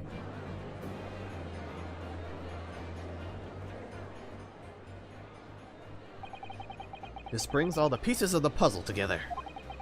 It's the method Mr. Shamsphere has been using to steal the gas. That's the missing link. And now, if I follow the chain of thought, it's going to bring me to a new explanation for what happened to that nobody's considered yet. But this is all nonsense. If the man has been making fake coins, my worker here would have found them when he emptied the meter. Quite true, Lady Altamont. In the absence of some black magic that could make them disappear. I see. That's what we're dealing with, is it? There is one form of black magic that could cause the fake coins to disappear into thin air, yes. Was he pouring liquid into the coin slot to get into the coin box to melt the soap down or whatever? Or using some sort of wax to, like, get it out of the... Oh my god. So this hole isn't for getting things out necessarily in one way, it's to drain it. Oh! Oh! That's so... Oh, that's cool.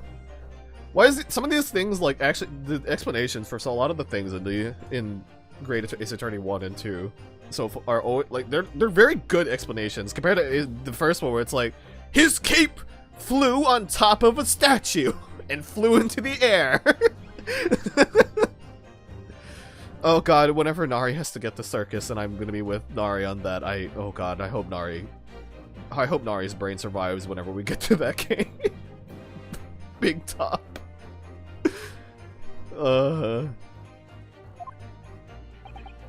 Exactly, and the meter here gives it away. What on earth? There are remnants of the magical method used visible on the gas meter taken from the victim's room. If that is your assertion, Counsel, the defense will identify these remnants for the court at once. Where on the meter can the remnants of the method used to make the fake coins disappear be seen? Got it! We found this bar of soap at the scene of the crime, just outside the victim's window. Outside? Yes, outside. Where you yourself, Mr. Meterman, were loitering in the freezing winter air. Oh! The coins are made of water! That's where we found it. And that's why the coin's missing in the bar of soap, because it melted! Oh my fucking god, that's so good! That's where we found this soap!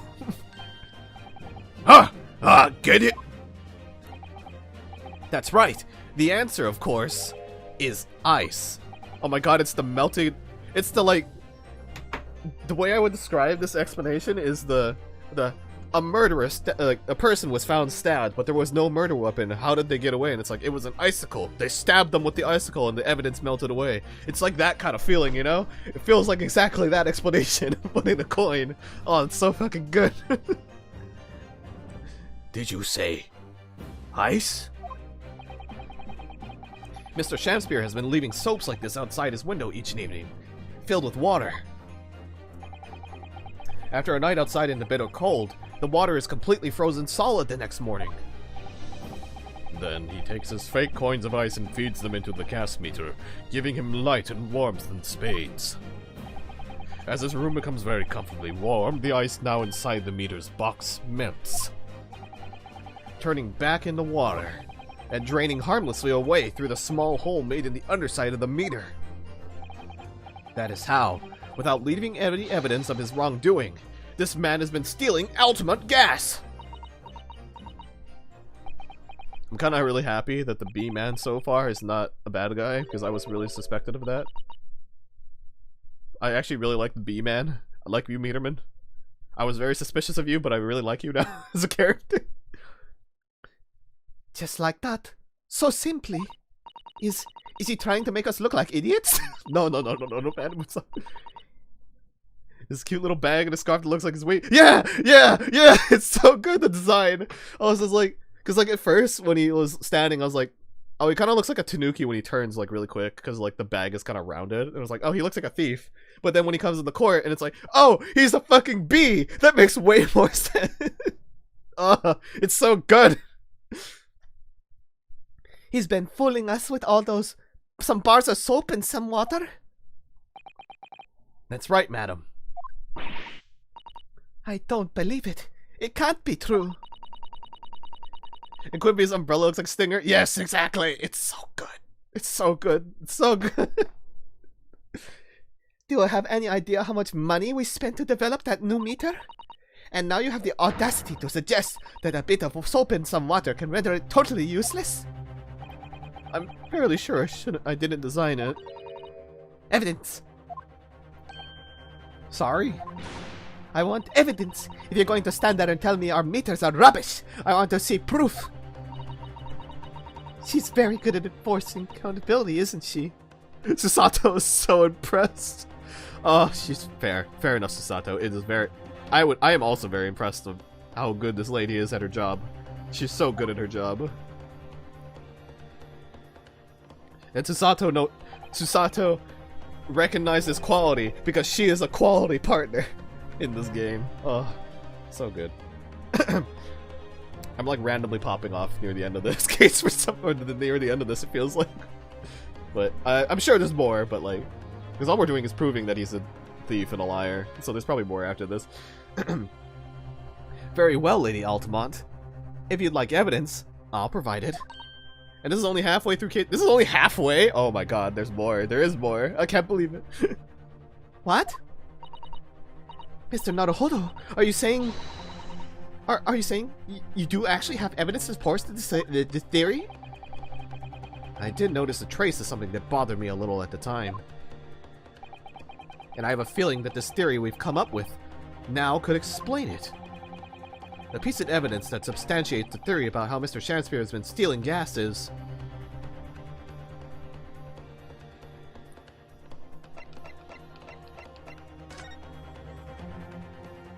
Oh! I never even noticed that there was this puddle of water in the crime scene photo. That's so funny, actually. Take that! I was like, what other evidence can I be looking at? I look at it, it's like, oh, it's in this photo. Perfect. This is a photograph of the scene at the point when the victim was discovered, taken by Inspector Gregson.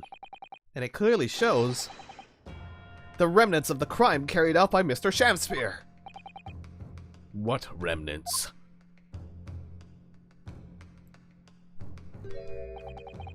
Here you can see the gas meter on the wall in Mr. Shamspear's room. Now look closely at the floorboards directly underneath the meter. The giant, inconspicuous puddle. It's so true, though. What? Altamont. What? What is that? Some kind of grubby stain? Almost certainly. It's a water stain, resulting from the liquid that drained out of the hole made in the meter. If one coin carries around 2 hours of gas usage, and the occupant was heating his room in all his waking hours, we can imagine he would have used around 10 of his fake coins each day. That's a lot of fake coins. The melting ice inside the meter's coin box would have been dripping out almost constantly, leaving a stain on the floor. This is awful. And there's further evidence too. Mr. Shamsphere slumped over his table, apparently having consumed citronine, storytime, or whatever. And right there next to him is a bar of soap, broken in half. You're right. It would appear to me then, Counsel, that the man was eating the soap, was he? Pardon me for disagreeing with your lordship, but certainly not. He didn't beat around the bush there, did he? Unlike us. In truth, Mr. Shamsphere was found with a fork in his hand. A meal of soap is sounding increasingly... Do you mean to say he was using that fork too? Yes. To extract a frozen coin from the bar of soap. Oh, okay, you know what? That makes sense. I thought he was just like smacking on the table. But the bar broke in half, so perhaps didn't go very well. Good gracious!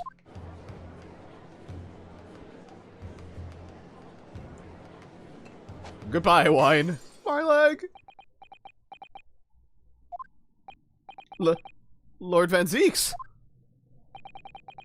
I was throwing my hand up in despair and waving it like I just don't care, and happened to catch my hollowed bottle on the way. Pray forgive my maladroit mistake. What is the meaning of this, Counsel?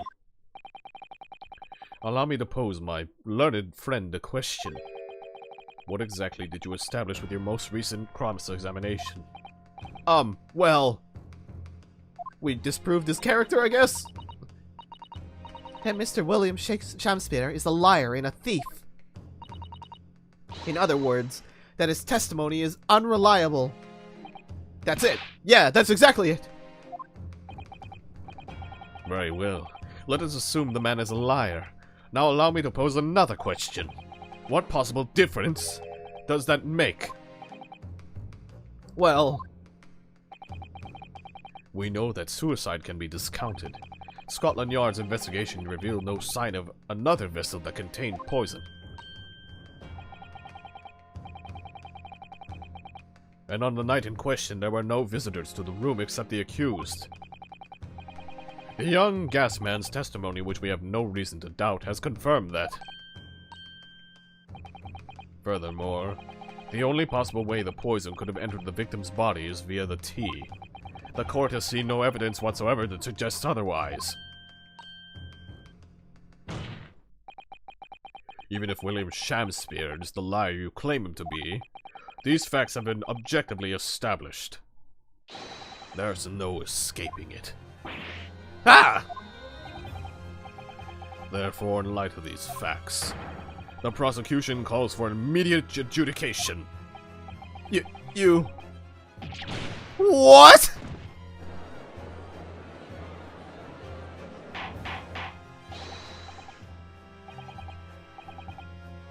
Order!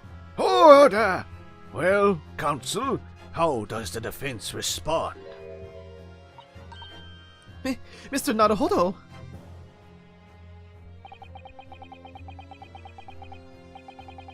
What was the point of that last cross-examination? Did he actually get us anywhere? Or did it actually get us anywhere? Or did it make no difference at all? Like Lord Van Zeeks is saying. No, we're raising an objection. No! This isn't over! The defense will not rest! What? But Counsel, you've successfully explained everything. You've identified and substantiated the scrupulous method employed by Mr. Shamsphere to consume gas. What more is there to discuss? Lord Van Zeeks just highlighted 3 facts in order to make his point. But contrary to what he would have the court believe, Not all of them have been objectively established at all. What are you trying to say, my Nipponese friend? At least one of these so-called facts is an assumption, made due to a lack of evidence. But the situation has changed now, following the cross-examination of the latest witness to take the stand. Don't be absurd. What is this nonsense? Yes, when you bring everything we've learned so far together and consider it as a whole, it's clear. There's a question that we now need to reconsider, namely, was the poison in the tea? Yeah, exactly. We've all been led to believe that the Storychine poison that afflicted Mr. Shamsphere was in the tea brought to him by Mr. Natsume. But that's conjecture at best. Objection! The victim has testified that nothing else passed his lips that night. There was no other possibility. And since there was no trace of the tea left at the scene, it couldn't have been tested for traces of the poison. Objection! As I said, the situation has changed. Oh, wait! The weird coin that was in the soap was a different color. And if we're assuming water, and what we saw was kind of like a reddish color, and Natsume brought tea to the room that night. So what if he didn't actually drink it, but used it full of coins that night, and that's why the soap had the red-looking thing in it, because the tea was like a fancy tea that Natsume had. I don't remember if he mentioned what color it was, but like, that could be the reason why it was a different color when they had the soap.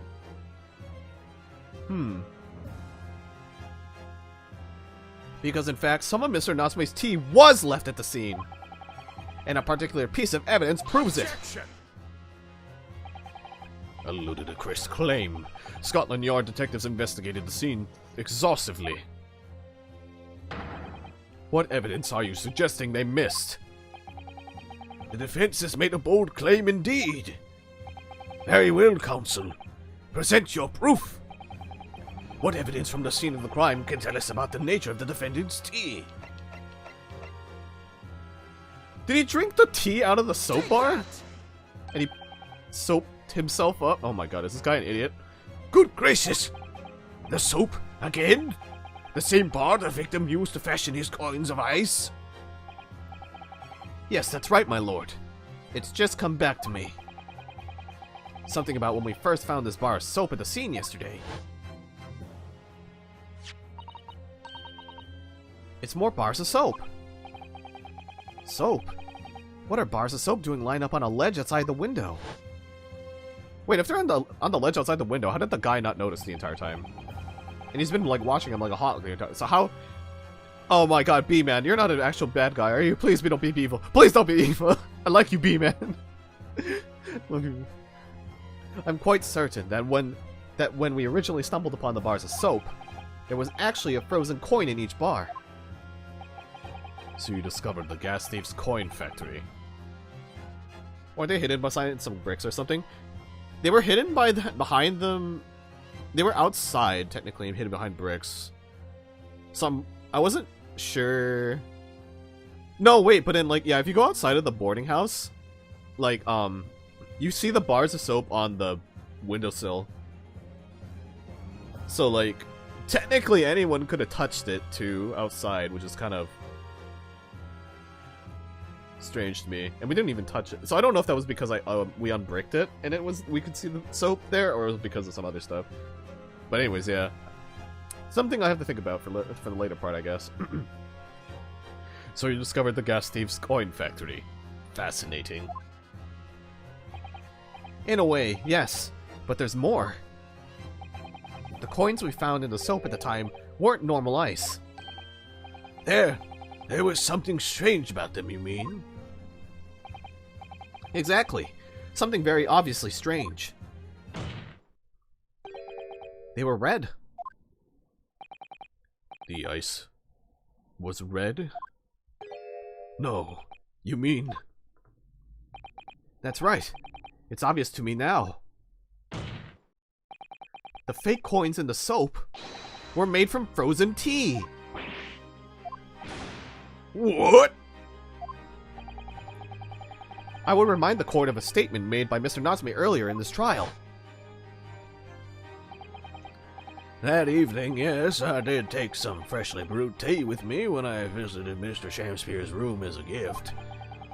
The public water pump outside always freezes at night, so I bought bottled water especially to make it. And this is the result.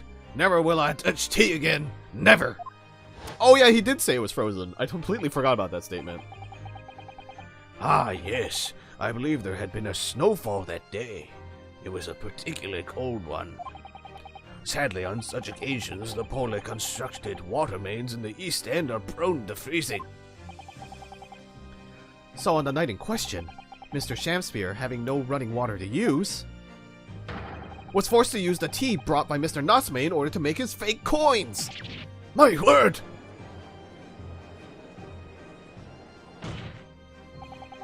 There were 2 bars of soap on the window ledge when my judicial assistant and I investigated the scene. That's right. And we only borrowed one of them. Which means that even as we speak, some of the defendant's tea is still present at the scene of the crime, frozen solid in a bar of soap outside Mr. Shamsphere's window. Extraordinary! Earlier today, Inspector Gregson informed the court that even if 1 drop of the tea remained, Scotland Yard would be able to analyze it for poison. As such, we are now in a position to prove or disprove what has until now been mere conjecture. By finding out for sure whether or not Mr. Natsume's tea actually contains storage shine at all. Ugh, you smug Nipponese. My lord, we cannot do the defendant the injustice of passing judgment now.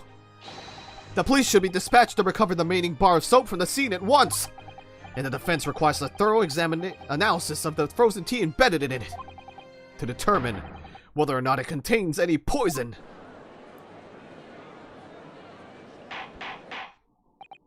Bailiff! Bailiff! Instruct the police to attend the scene at once! Yes, my lord! Understood! Tick, tick, tick, tick, tick, tick.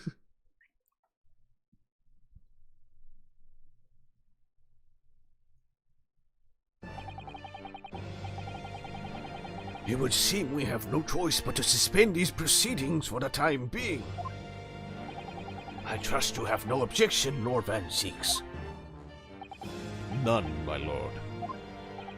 Scotland Yard will recover the tea from the scene and carry out the requisite test immediately. The trial will resume at the same hour tomorrow. The prosecution and defense may conduct further investigations as appropriate in the interim. Yes, my lord.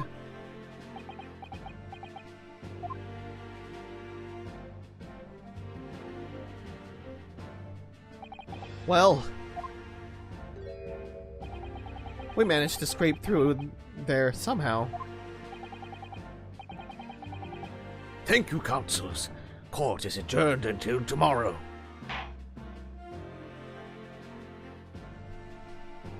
Oh my god.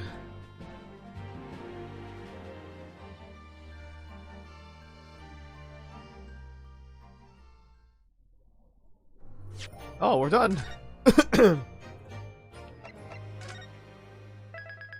We finished the trial. And unfortunately, because there's so many low voices in that, my throat's a bit hoarse. Well, not like horribly hoarse, so.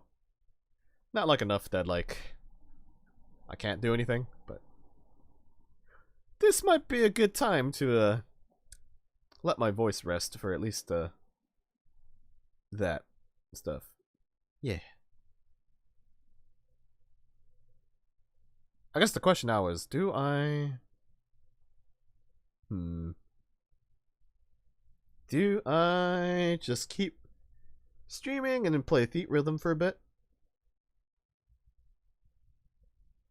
Yeah, I'll finish off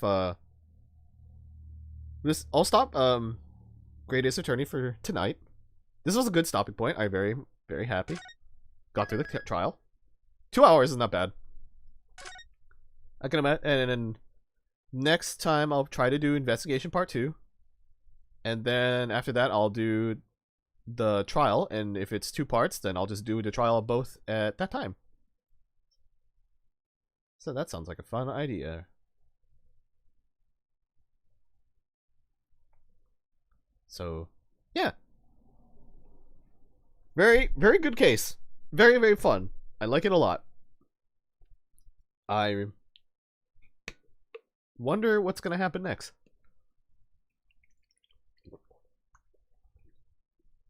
We've managed to disprove that it was... we managed to prove that he was a liar, so... I'm curious what else we're going to get out of this. So, yeah. Very, very good. Can't wait for next time.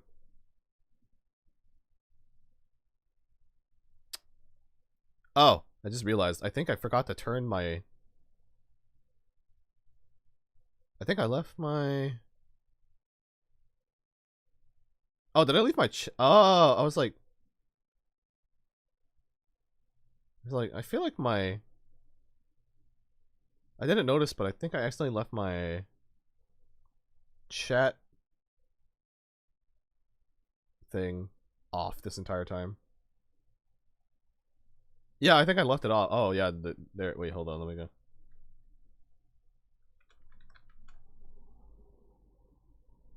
Yep, I accidentally left my chat off on that thing. That sucks. Oh well.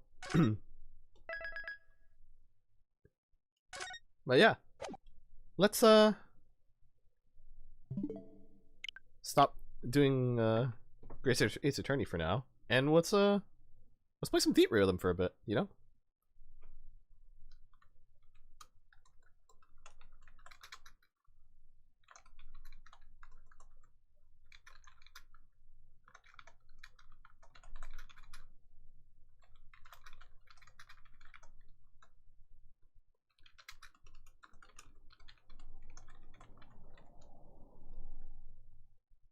Let's see. Beat, rhythm, final bar line.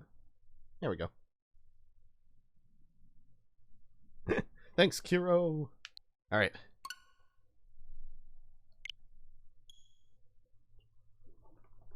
So I've been playing this game a lot in my downtime this week. By which I mean yesterday and the day before, because it only came out 2 days ago. And I'm having a really good time. It's very fun. I really like the Thief Rhythm games. I played the one that was on the second one that came out on 3DS, which I guess is the only other 2. So, I really like Thief Rhythm, I guess is a better statement.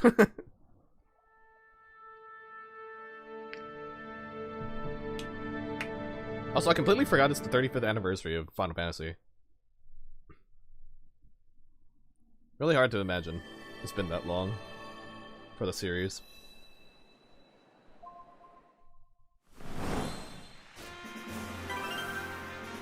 Alright, so where I left off, I was doing Final Fantasy V stages. I started with Final Fantasy 14, and then I went to Dissidia, and then I went to Final Fantasy 4, then 5, and then now I'm playing 6. And 6 has a lot of banger songs, so you know how it is.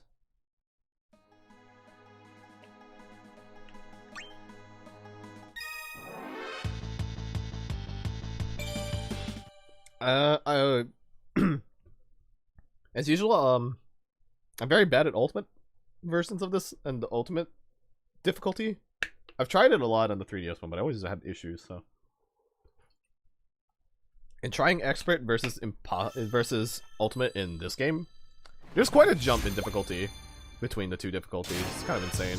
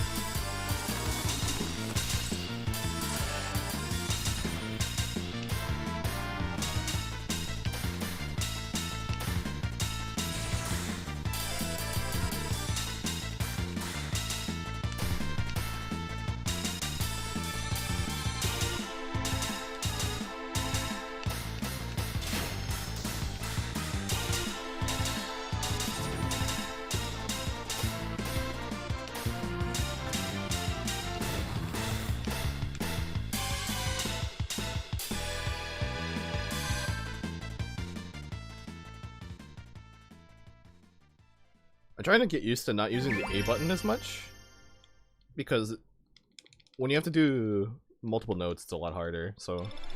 And I'm trying to make sure that I don't use my default hand grip where I make my left hand go onto the trigger, the Z trigger, because it's a lot more time delay to actually press it down and stuff. And then there's a lot of double joystick movement in this game because they can do it now compared to the 3DS game because there's not double joysticks. And I believe Barline is based off of the arcade cabinet machine for Theat Rhythm. And it's a very fun arcade machine actually. If you go to see it, it's like these two giant joysticks while also tapping it. Yeah.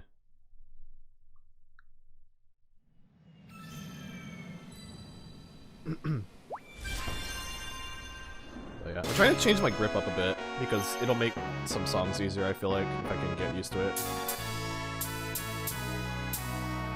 And then you can turn on this cool HUD for like... to see, like, people can see like your inputs and stuff. So they can see you fuck up, like how I fucked up there, because I'm still trying to get used to using triggers more.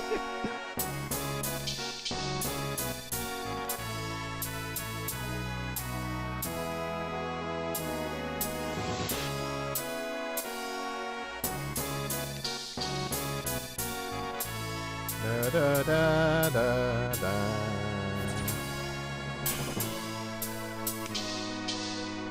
Oh, the ones that immediately move always get me.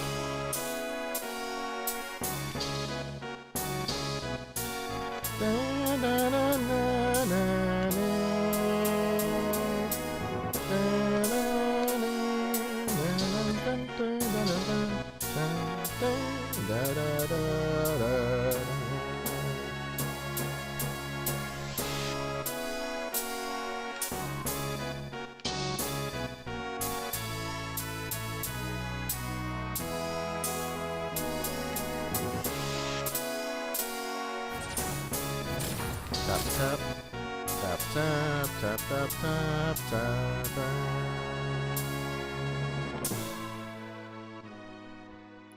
Okay, I'm getting slowly better at this. My left hand just really likes defaulting to the ZL. It's just more comfortable for when I hold the joystick, I think.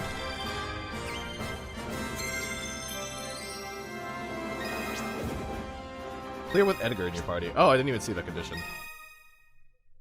I might as well get some of the easier missions cleared as I go through all the stories. I mean, to go through all the stages. So this is how apparently you unlock all the songs in this Theat Rhythm. You have to play through at least every stage at least once, which is interesting. There's Edgar. So you have to at least play a song once to unlock it permanently for the free play mode. When it was the 3DS one, you just kind of unlock songs as you cleared other songs, and you just gained more rhythm of points and stuff. So I think it's kind of, I mean, considering the way that most people played the 3DS one, was like you just play every song sequentially, or whichever ones you liked until you unlocked more songs. But in this one, it kind of matches how I did it, where I just played through everything sequentially as much as possible, and then just unlock everything like that. And I want to at least play every song once, you know? There's like almost 500 total by the end of when all this DLC comes out. There should be like 500 something apparently.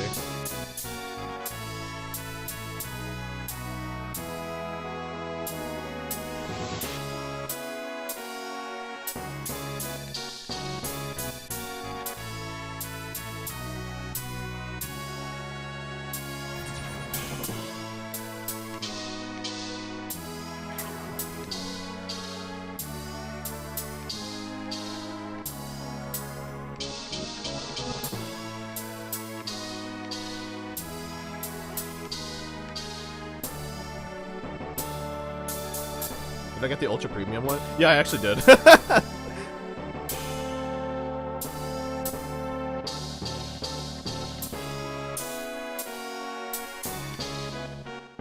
Because I know that I'm gonna play this game a lot, so like I figured, yeah, I'll probably play all the songs, even though it's like DLC for like other Square Enix properties.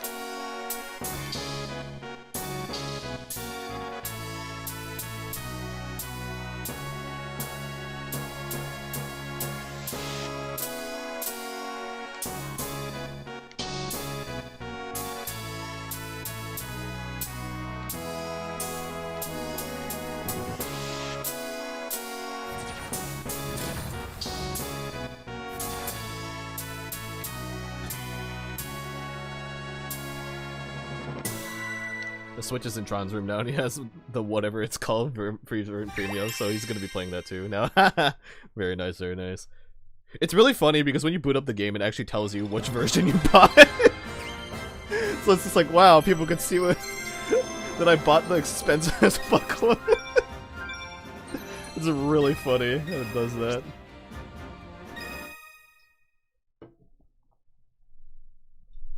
I can't wait to watch Tron play it, and like he's just 100 times better than me at it.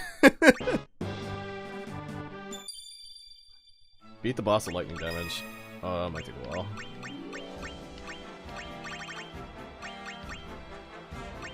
I'm trying to play it so that I get to play every character at least once.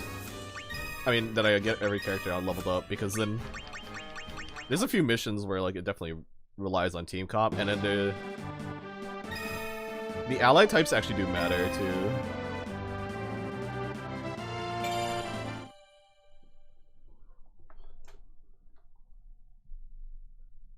Do do do do do do do do do do do do do.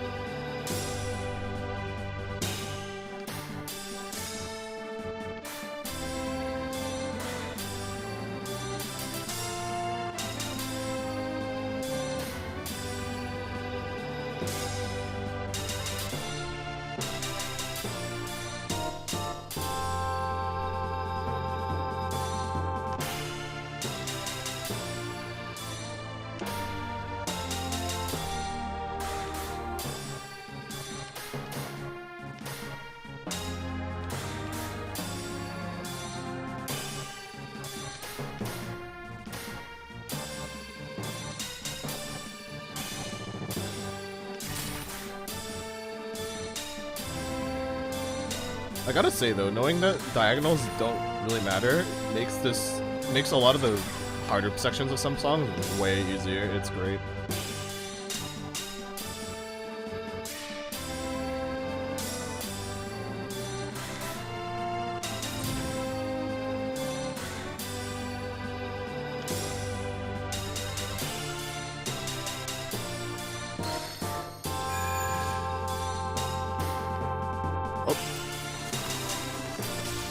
I brain farted so hard on that.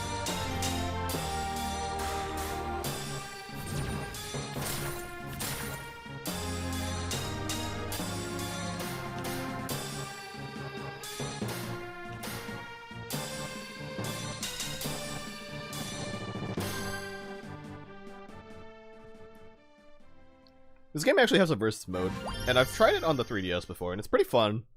Because it gets really chaotic, and apparently can go up to 4 players, which I might want to try it one day if I know enough people with the game.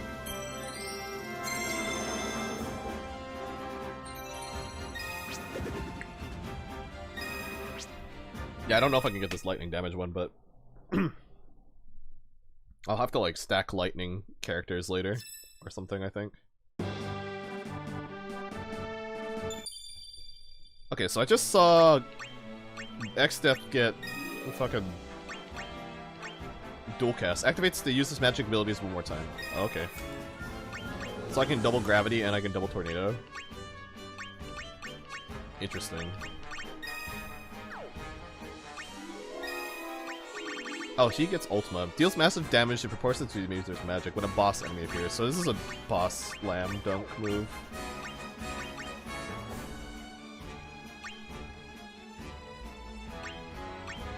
When enough triggers are hit, or... I think Ultima might be just good just to fight bosses, but...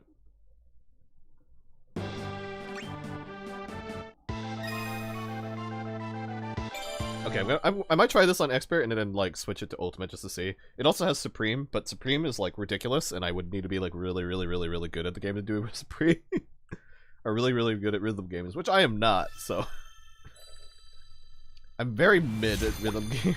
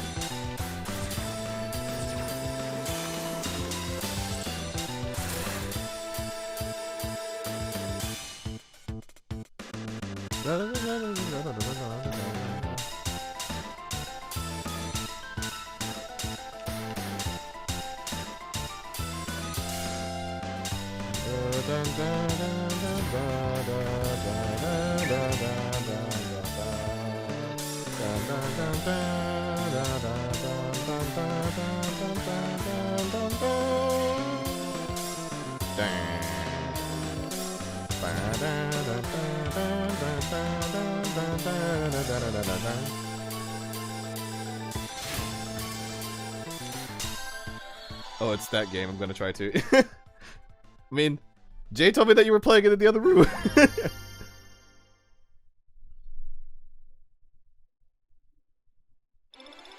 Hey. I actually don't know what the mission was. Oh, beat Kefka. Oh, okay, that was an easy mission. I kind of want to try that one on Ultimate just to see how bad it is, because it's the difficulty jump between the two is just ridiculous sometimes. And I wouldn't really consider myself like a very well-versed rhythm game player.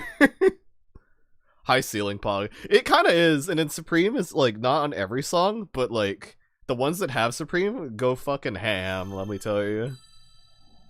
Okay, so this is difficulty 9, which I will probably have issues with.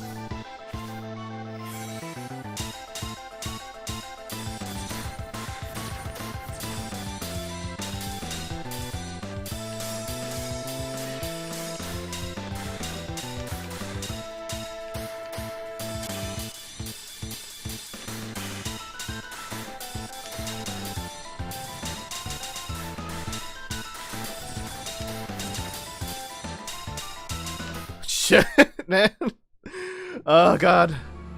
That one's gonna take a while to get used to if I really want to get good. Good attempt.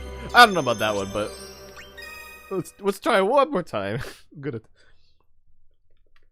Once I get offbeat, I get offbeat. That's my problem with rhythm games.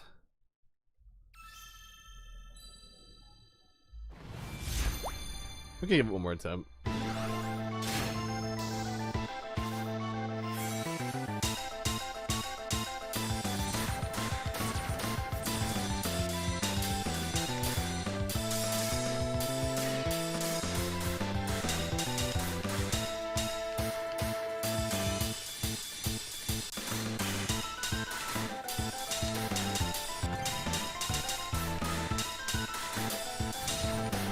Oh god. Funny thing, how I play, I don't pay attention to the rhythm. I know, Tron, I know. You're just built different.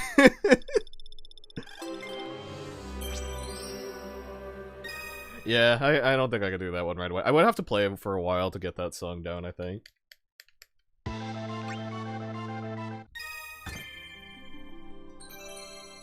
Oh yeah, so I don't have rhythm sets, it's actually terrible.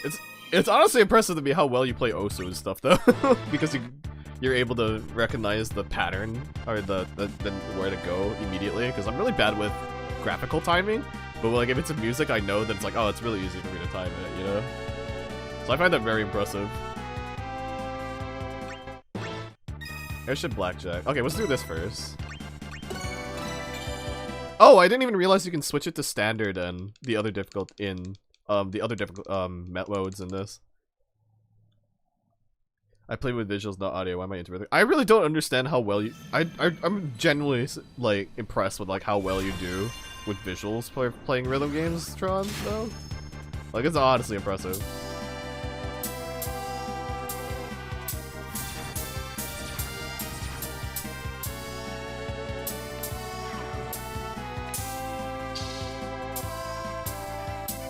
So there's a mode in this game where it basically removes double inputs and puts it all on single inputs, which makes it kind of more similar to how the 3DS game played if you didn't play with the stylus, where it's just you use the joystick and then you use the other buttons to press the flat notes.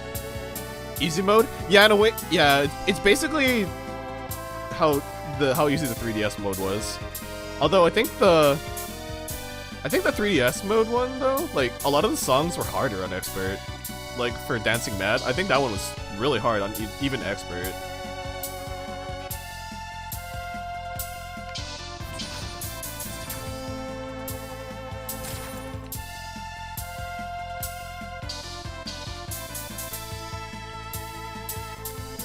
I played with stylus. I see.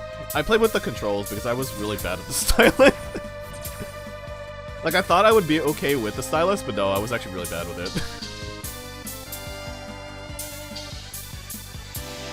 I'm not really good at making conserved strokes with my hand with the stylus, so like, I would waste too much energy going in one direction and then like, not be able to immediately swap to the next thing.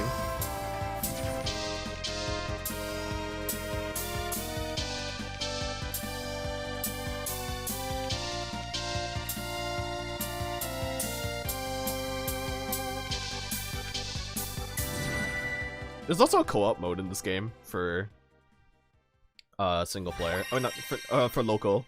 You can do it so that it's like one half of the screen is one player doing all the attacks, and then the top half of the screen is the other player doing the other part. So that's kind of neat. So call in JSC. Yeah, you could actually if you really wanted to. And then there's a 4-player versus mode where it's kind of like I call it like Battle Tetris in a way, where it's just like you just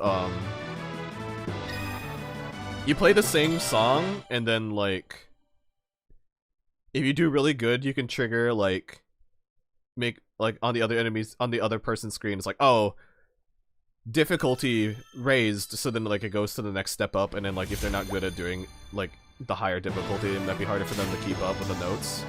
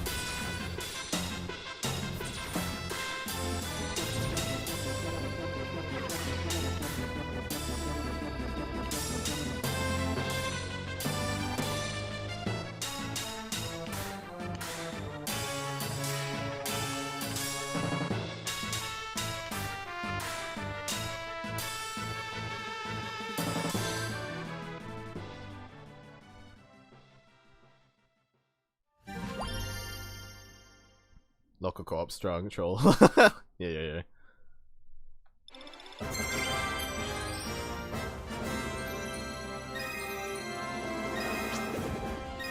Three or more Magitech enemies.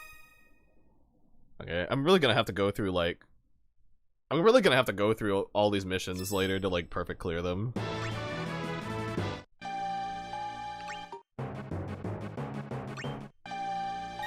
Oh, they got Celeste.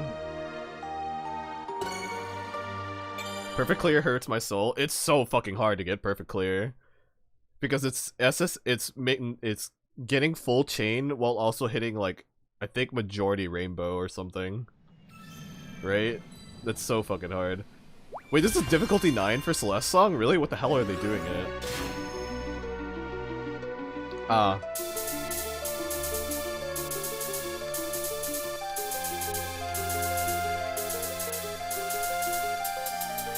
Oh my god, what the fuck is this?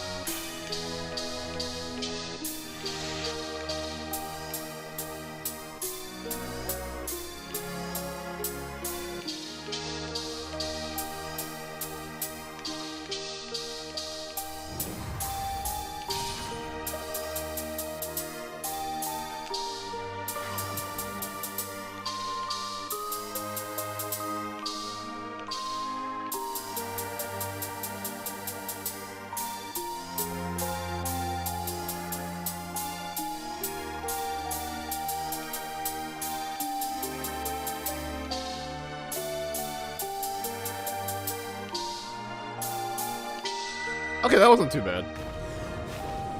But like basically 100% to me. Yeah. Oh, I almost died too. Oh god. That wasn't too bad though.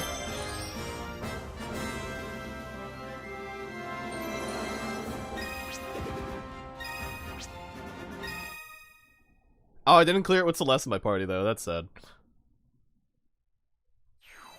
I can always do the mission later. It's a really easy mission too. Oh cool, Spiritus is fully capped, so I can swap him out for another character. I really want to level up Locke. Unit management? It's actually not as bad as you would think. The unit management only really matters for clearing the missions. So like, it's something that you need to pay attention to eventually, but like, if you want to like unlock all the songs, you don't need to worry about the unit management part as much.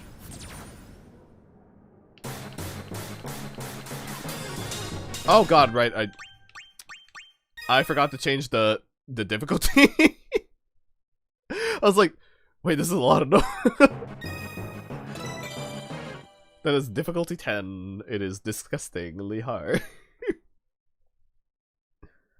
I was watching people on Twitch though, because I was like, I want to kind of see like people playing it while I'm like, at work.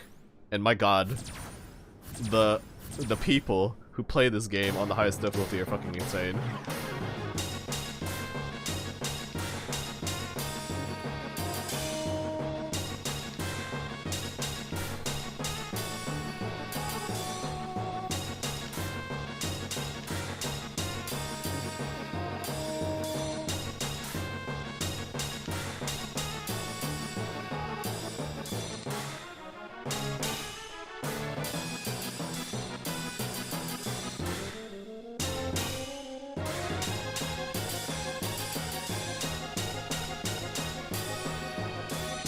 2, 3, and 1, 2, 3, and 1, and do do do do do do. One, da, pa, pa, pa, pa, pa, pa, pa. Pa, pa, pa, pa, pa, pa, pa, pa, pa.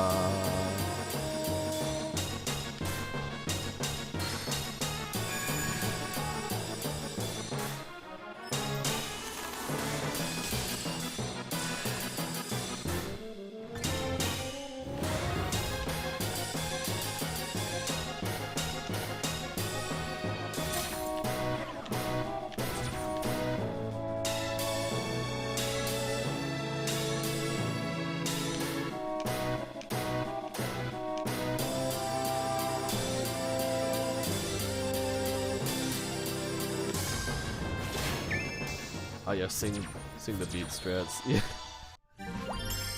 It helps for some. It does help for some songs to do sing the beat strats. I feel like.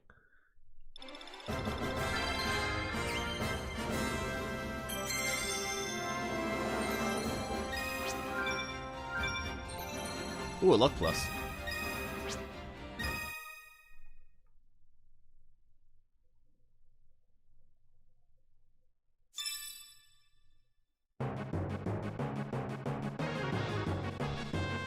Yeah, then the game throws offbeats, and then you're just like, oh, I guess I'm dying.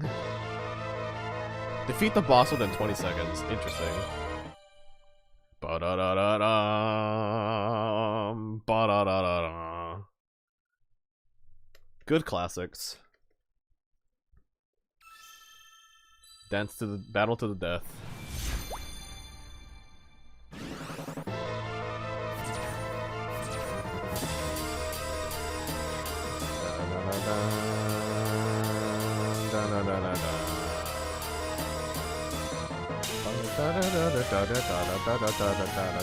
Dun.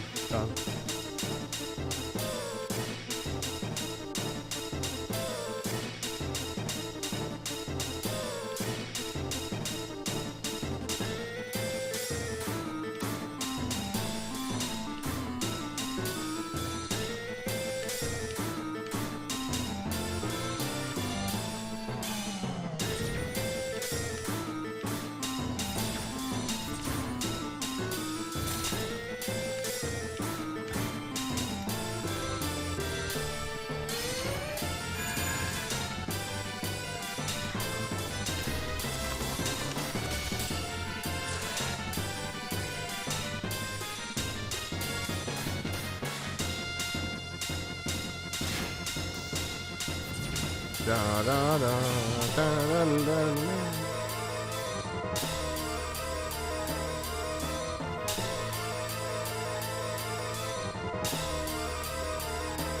Oh, thanks, Ron.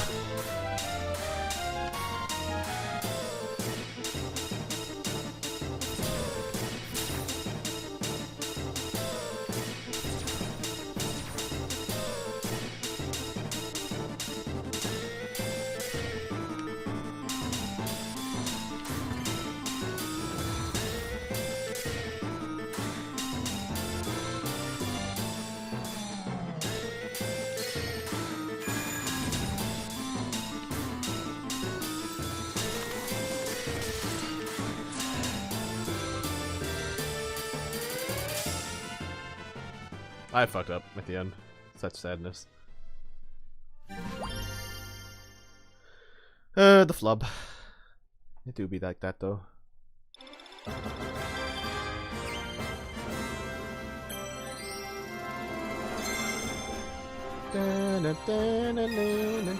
End song diff spike. Is that what it is? That the term?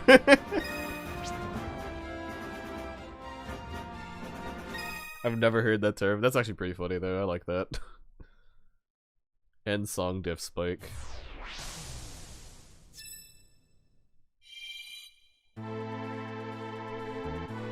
Searching for friends. FS6 has a lot of the field tracks.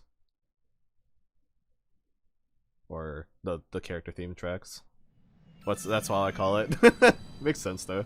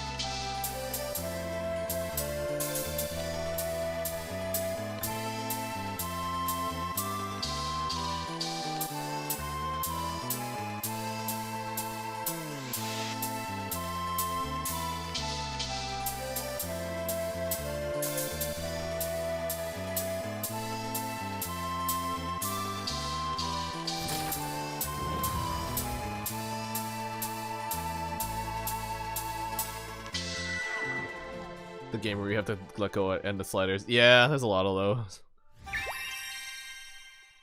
They added a new type where you have to swipe at the end of the slider, too.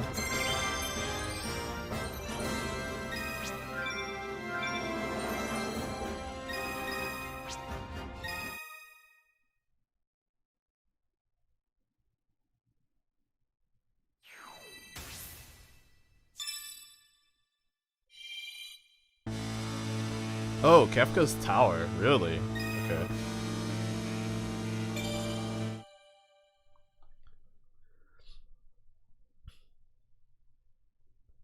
I really like this HUD that they included in the base game, though, where it shows your inputs. It's so good.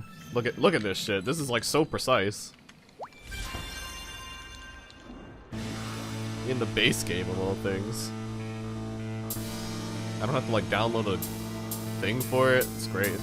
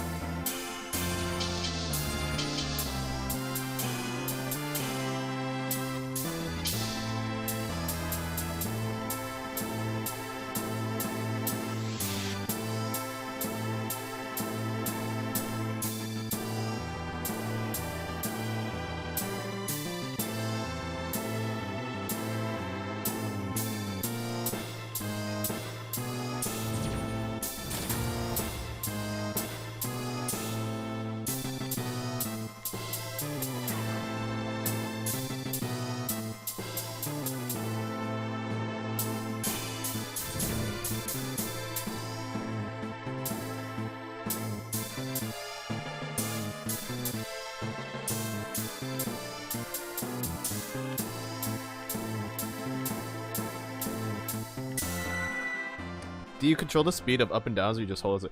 Yeah, like, despite what it looks like, all you have to do is hold it in the direction that the line is going. Like, as hard as you can or whatever, it doesn't really matter.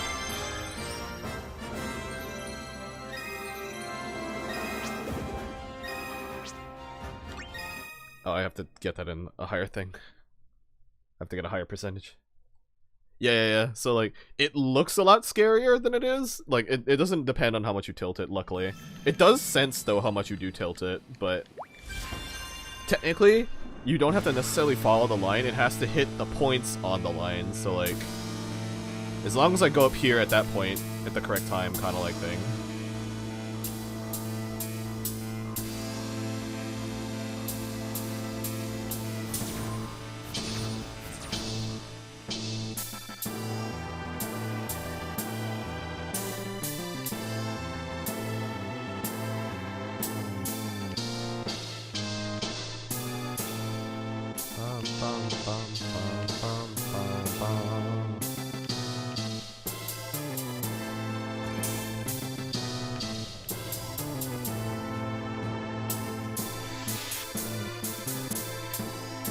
Oh yeah, Tron, new Gretzko season came out. Did you watch it yet?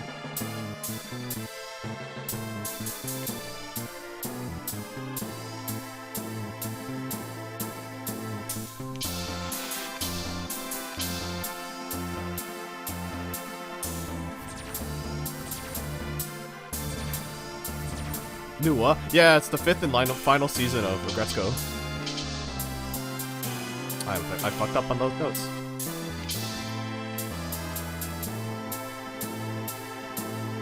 It came out yesterday, I think.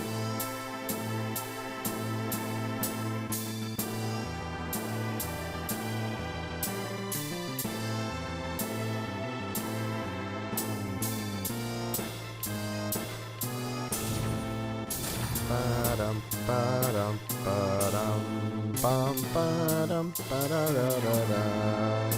Bum, ba-dum, ba-dum.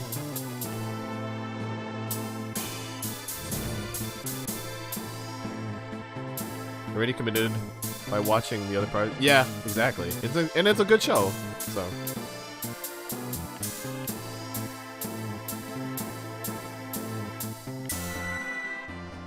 Okay, so I think I missed. Okay, so I got 4 bads. So how is that exactly? Is that 80%? I actually don't know because it has to be mostly it has to be 80% critical, I think. Oh, rainbow critical. Oh, that's a lot. That's a very big difference. Oh boy. Okay. You missed the beginning. Yeah, but it's not a chain thing. It's like 80% perfect critical, which means that a rainbow critical, which means it's a critical hit exactly on the beat and not just like a little bit off. So.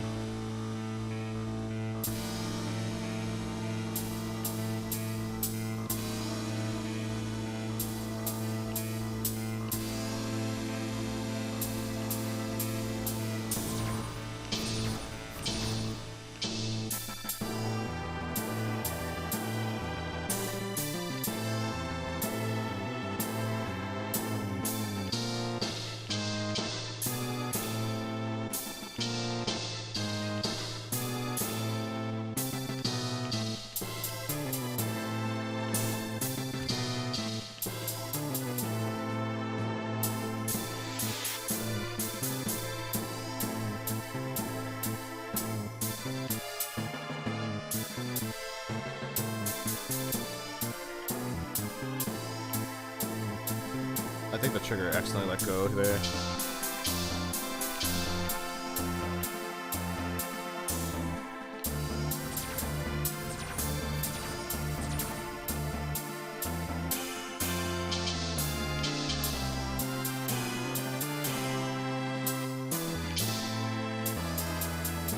Do you like the trigger buttons more than the X and Y and B button? Because there's double joystick motions you have to do. It's a lot easier to have your fingers on the joystick for the double movements sometimes. Because sometimes they're not in the song for like 90% of it, and then they just happen and then you get fucked up, you know? So it's actually a lot better to get used to the triggers than the XY buttons and B and stuff.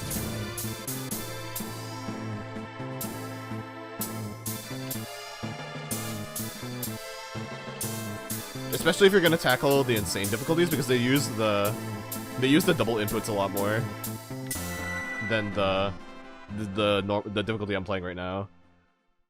Like it's very good to get used to the triggers more, I think.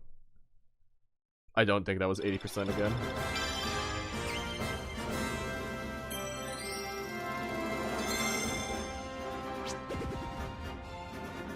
Get 80%. That's not 80% still. Oh my god. I could do this later, but I'm just kind of determined at this point. I've already done it so many times.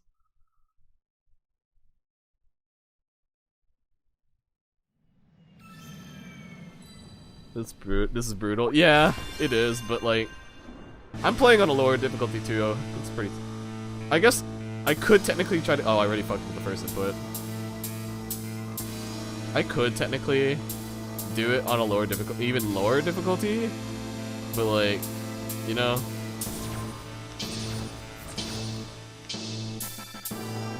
I just have to get used to being on beat more and stuff, right? Fuck, that was way too early.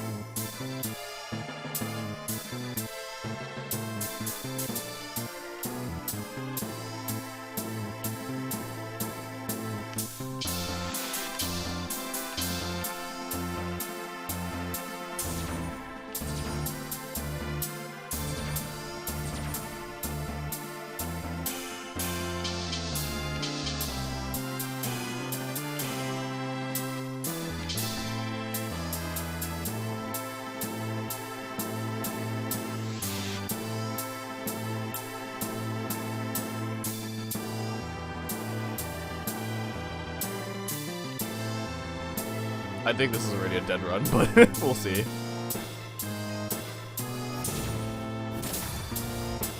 Yeah, it's definitely a dead run.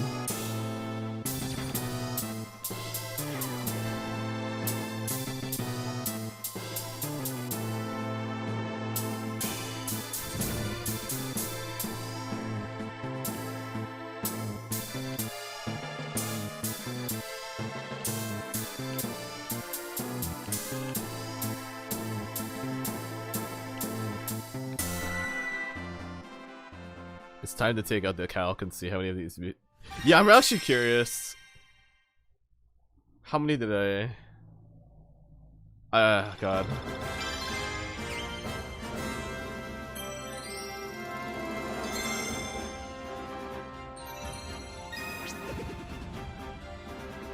I still failed the mission. That's so sad. Oh, I forgot to do play again. Damn it.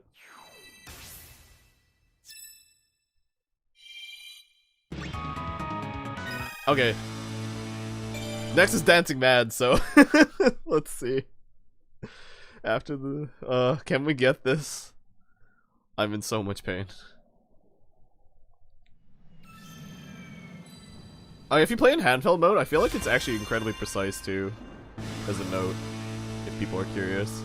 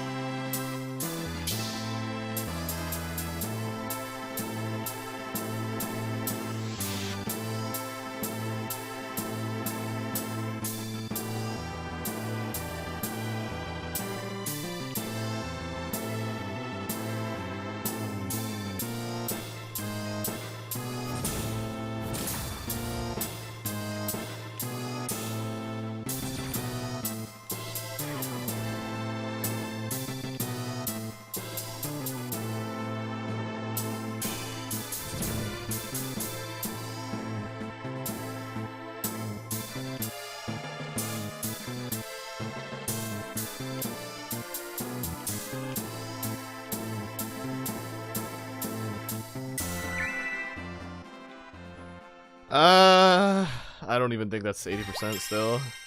249 and I got 200.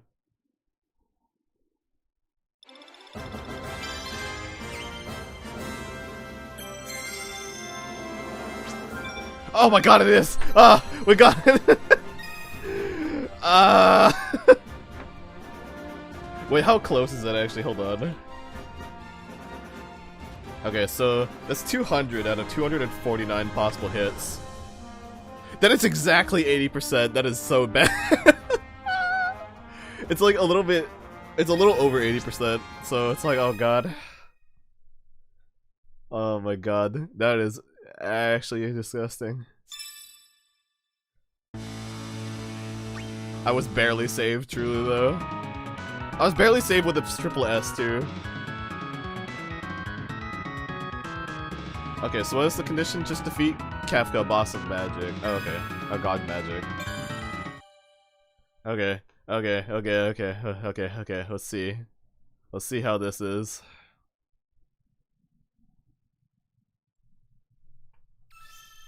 Oh boy.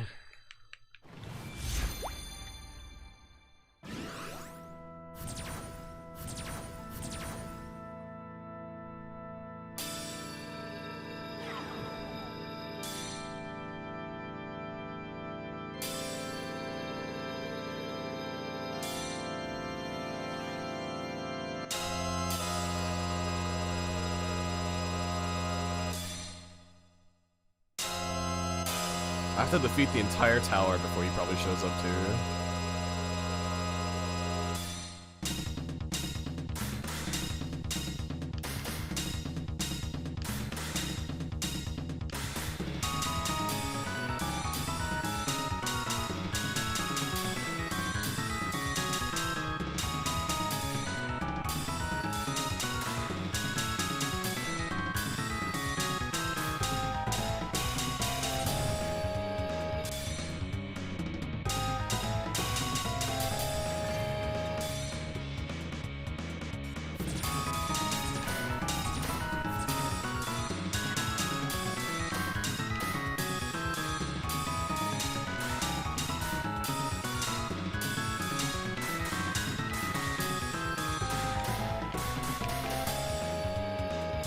Okay, it's gonna take a while to get used to this one.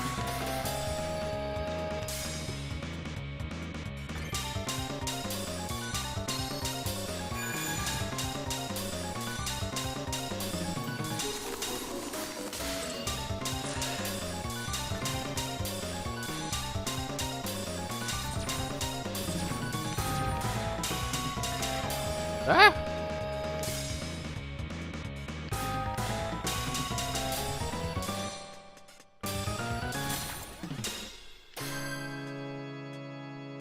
Oh, it only goes up to here of the song. Interesting.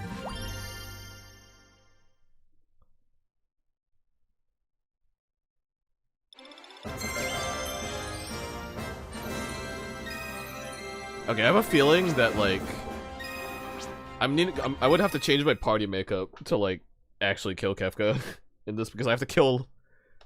I'm assuming you have to kill 3 of the towers, because that's how the boss fight actually works, right? So... of the original fight. And bosses have 2 times the normal HP, so... I probably should change up X stats and go by some skills, too.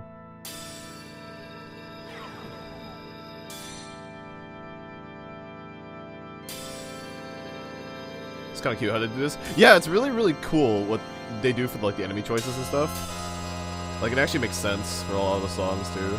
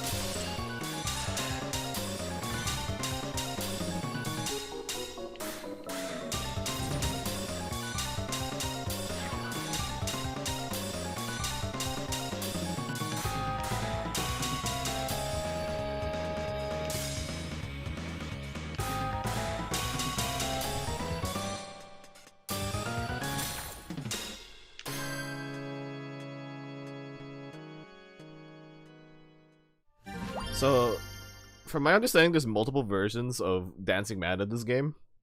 So, what they... And like One Wing Angel and stuff, right? Like, the really, really long songs. So what they did is they broke them up into parts.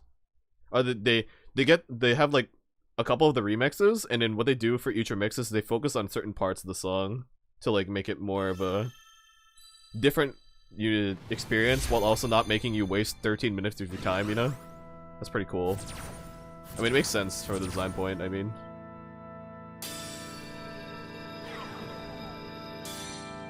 Yeah, different enough, exactly. And so you're not spending, like, 13 minutes on a song in this game, of all things.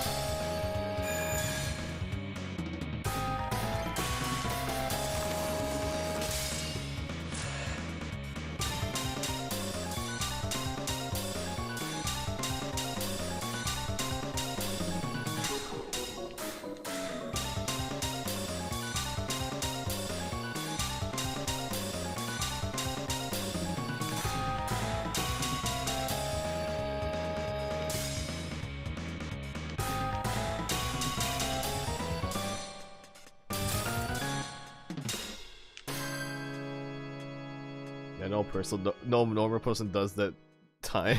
I cry when it's past 6 a.m. Yeah,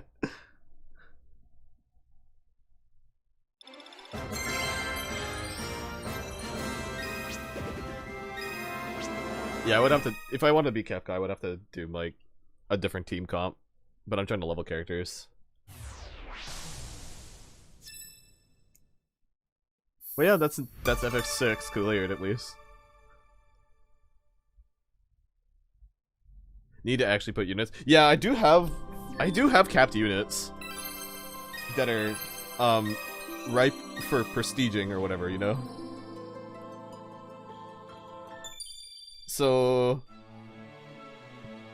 the way that leveling works in this game is like, yeah, there's a level 99, but you can go up to star rank 9, and every star gives you like 50 points in every stat. So like, yeah, and each star level needs like 100,000 EXP or something.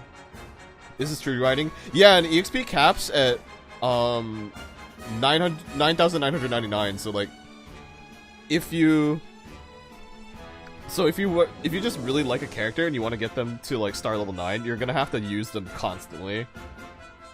But like, it's probably more important to use treasure units, so our hunter types. So like Locke here is a hunter type.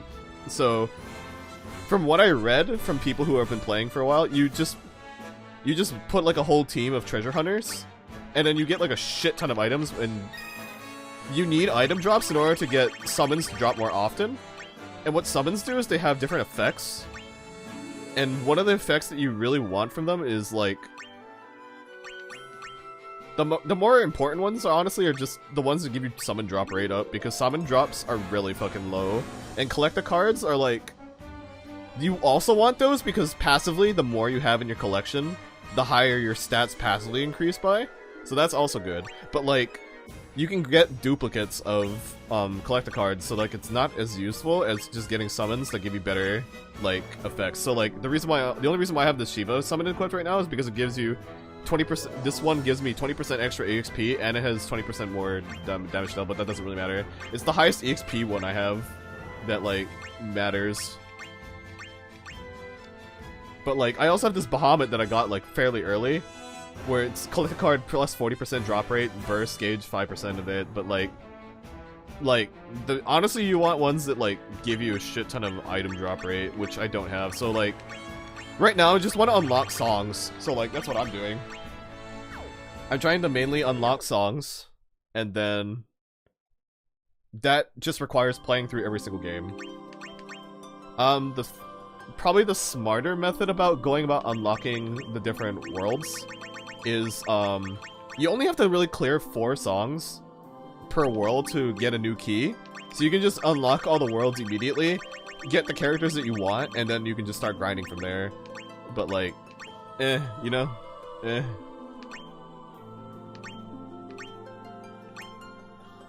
I like this idea. Yeah, that's if you run it, just like unlock all the characters right away. Well, some of the worlds, if you beat the world, then you unlock more characters. So like, of course I did 4 because I really wanted Golbez because he's like my favorite character in all of Final Fantasy. So like, that's why I have him already. Is because I beat 4. So like, yeah. Now I'm just trying to figure out what world I want to do next. You also like 4? I'm really glad that you also like 4. It's my favorite Final Fantasy. The original release of it was so bad, though. The DS version is so fucking good.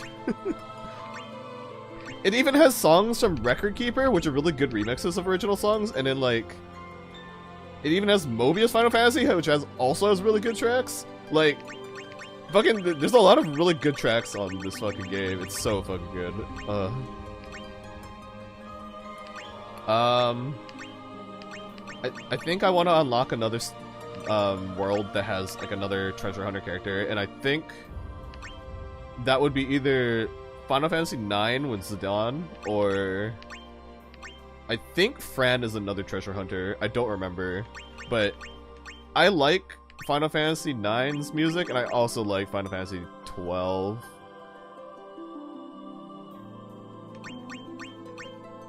I think I might do 9 first. Both are next, clearly. Yeah, true. I could just do both, but yeah.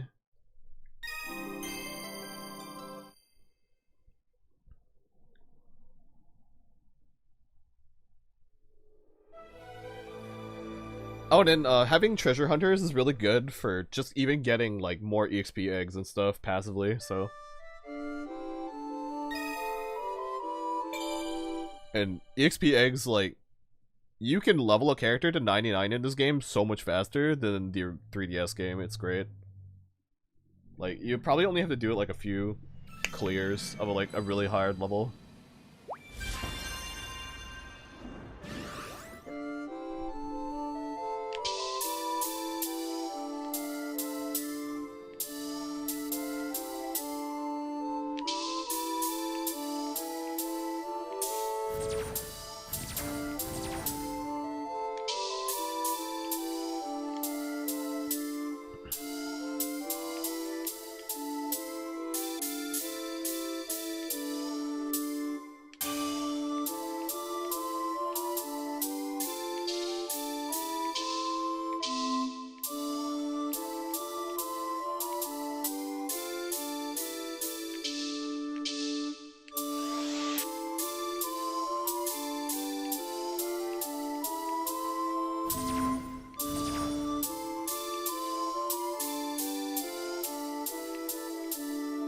The thing though is like, you don't have to clear any of these missions because they don't necessarily unlock anything. They don't unlock songs.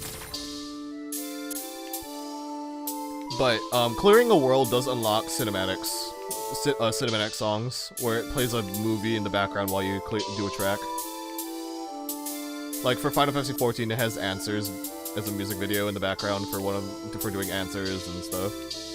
But you have to unlock it by beating Final Fantasy's world. And Final Fantasy XIV's world is like 30 songs if like you play every single song. Like you don't have to play every song in a world to unlock the songs, but yeah.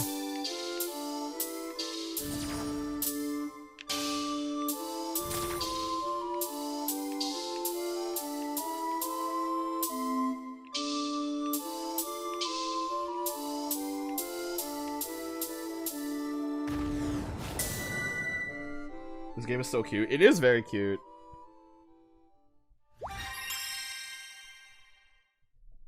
I think the art style for a lot of people is very hit or miss, though.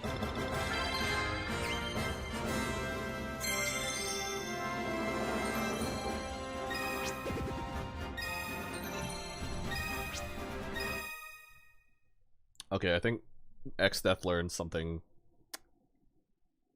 terrifying I saw on his ability list just now. Like I saw like Doomsday or something.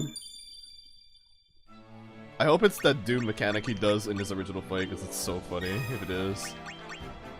Deals moderate damage to proportion of used magic, but the user also takes 10% damage. Oh, that sounds... Moderate only, though.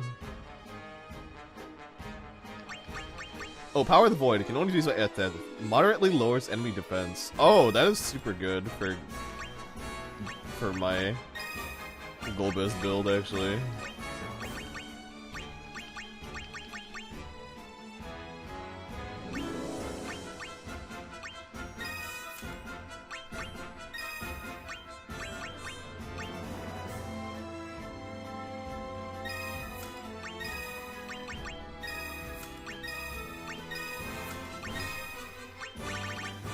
Oh, you also get dual cast. Nice.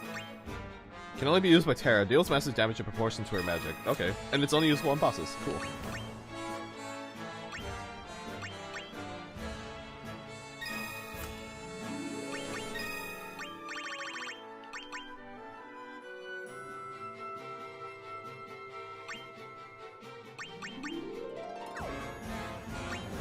Boss slaying abilities all the way. Yeah.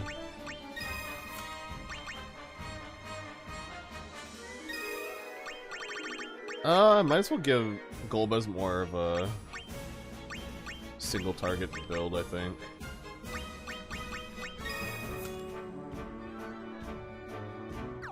Yeah, okay.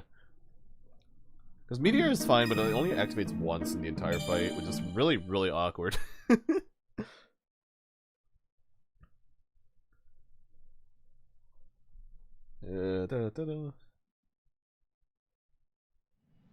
The way that stuff works is very interesting. Hey Maya, welcome, welcome.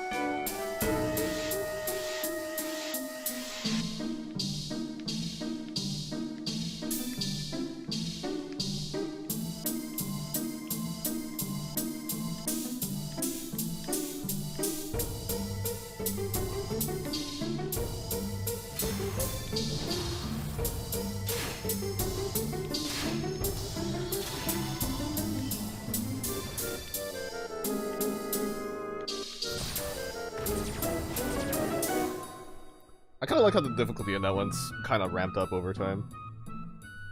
That was cool. That was good. I don't know what it is about... I moved my, like...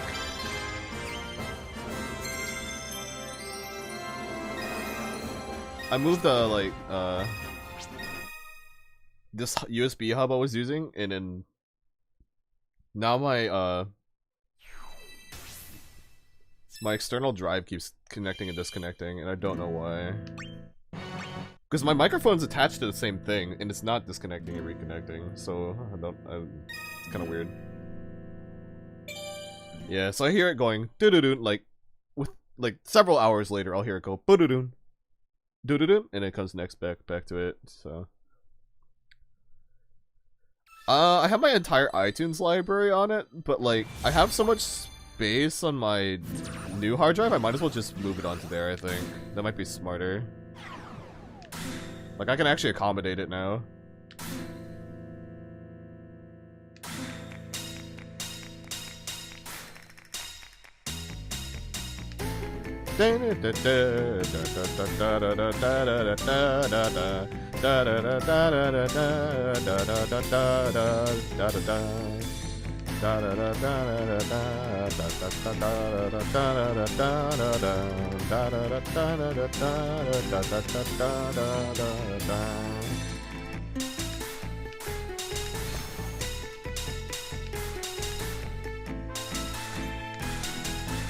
Whoops.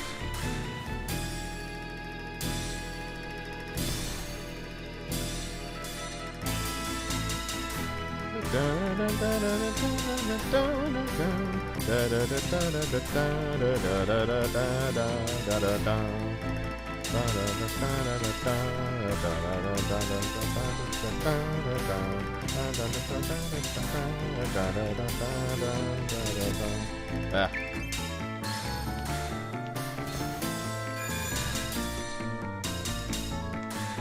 Sometimes I like double press some notes that are closed, then I shouldn't.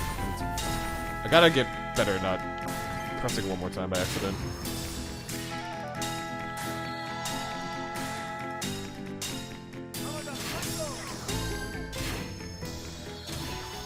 Get that quality of life change.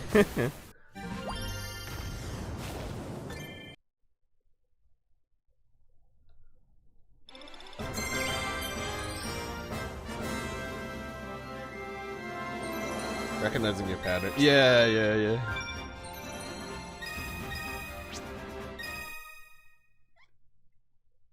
Yeah. Once you realize the stuff that you're screwing up, then you realize what you have to correct, and it's great.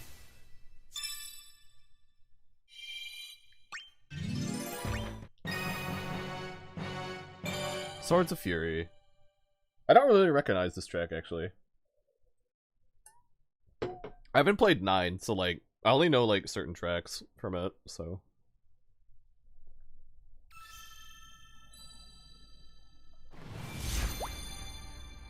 I do own 9, I should play it though.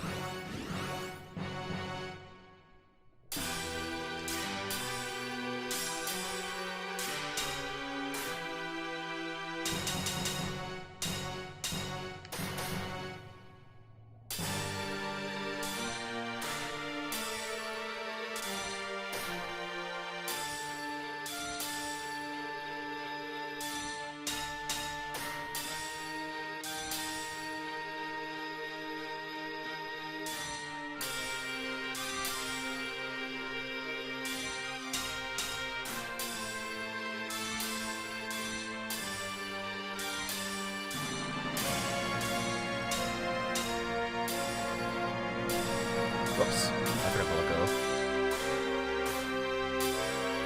I know more tracks.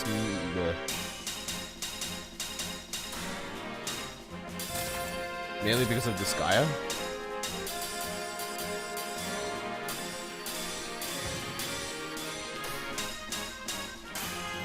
Do they play FF9 tracks in Disgaea?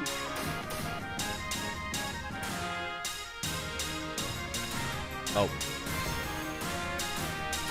Oh, do you mean Dissidia?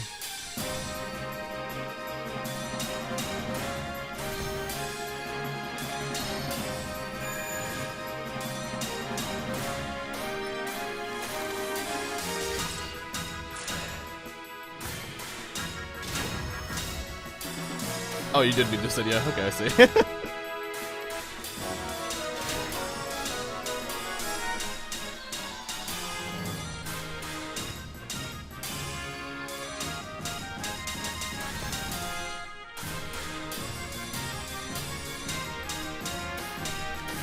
Oh god.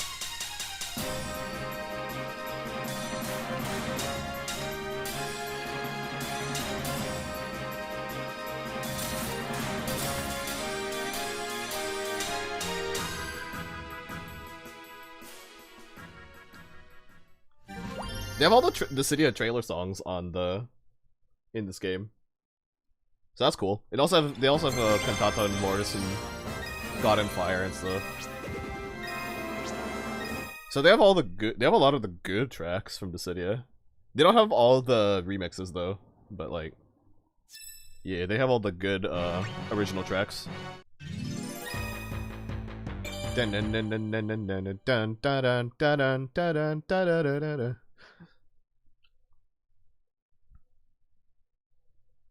I'm very happy that they have Cantata and Mortis, God and Fire though.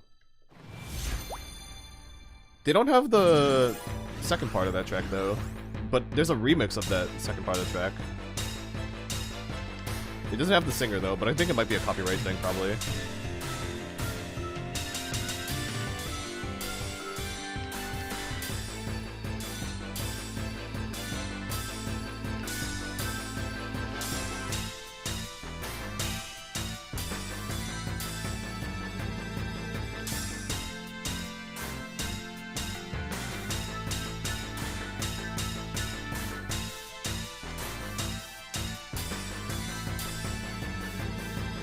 Fighting their own copyrights. Yeah, it's because when they pull outside singers, they have to deal with the fact that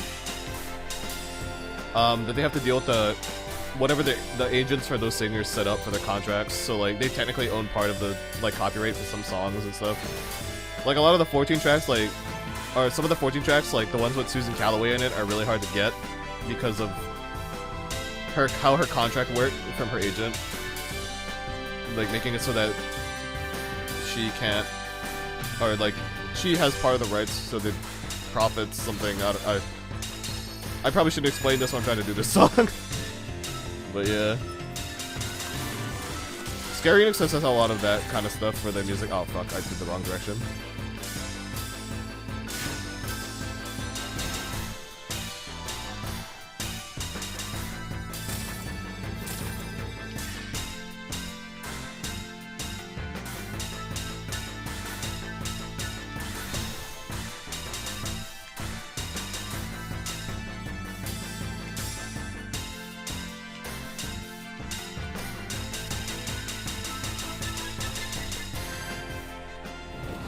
This song be quick doubles. Yeah.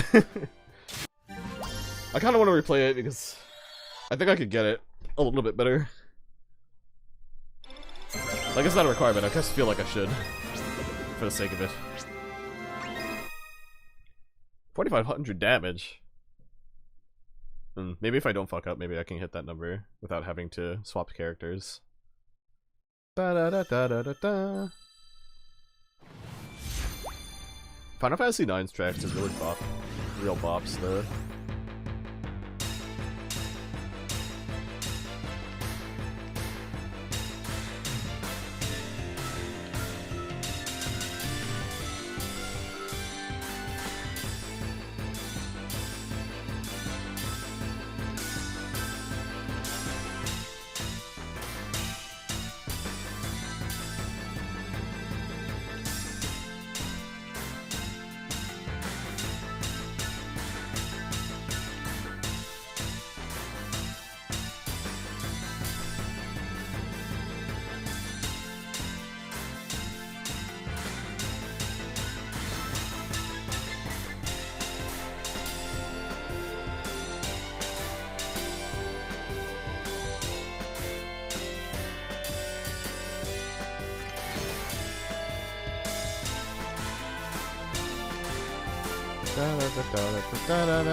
I did that too early.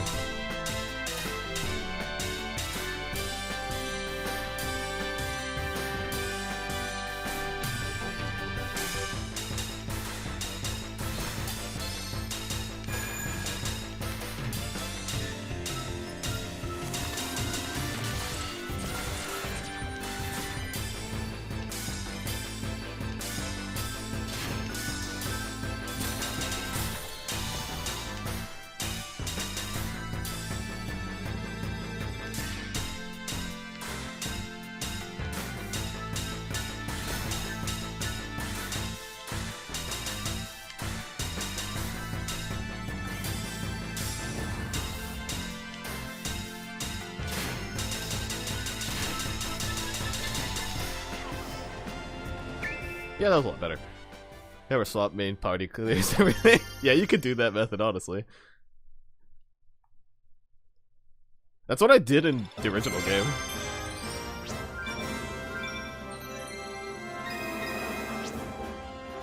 Then I found that way later when I was playing the game for the infinite mode that it's like, oh yeah, it's definitely better if you have different parties. Oh yeah, I was curious if the infinite mode came back, and I looked it up, and apparently, yeah, when you clear like a certain amount of worlds, it unlocks the endless mode, where it just kind of like throws you into the different stages, and then you just pick whichever song, that mode from the original.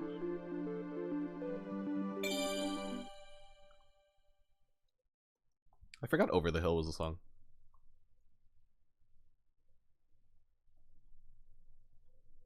Yeah, infinite mode is in. It's great. I can't wait to get to it unlocked, but I want to make sure that I get all the songs before I do it, you know?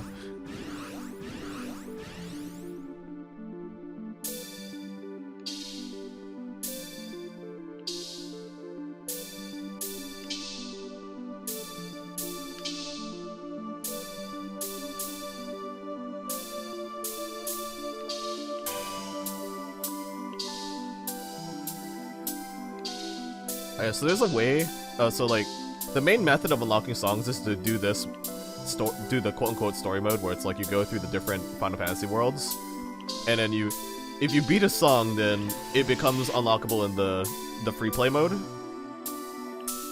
But, if you don't want to do it that way, technically you can do a different method, which is you just go into free play mode once it unlocks. And it gives you recommended next songs, and if those, sometimes the recommended songs can be songs you haven't unlocked yet, so you can just technically do a pseudo endless mode to unlock songs that way, if that strikes your fancy more than just going through the different worlds for specific ones. But like, I don't know, I just feel like I feel like it's more doing two things at once if you're playing the story mode. Yeah, ghetto strats, exactly. It's like in Smash Ultimate when people did like roles that made it so that they just insta-kill the bot to unlock more characters, you know? Instead of playing World of Light or whatever to unlock everything that way. You could just play versus mode, set it so that you insta-kill enemies or something. Kinda like that, yeah. Such strats, yeah, exactly.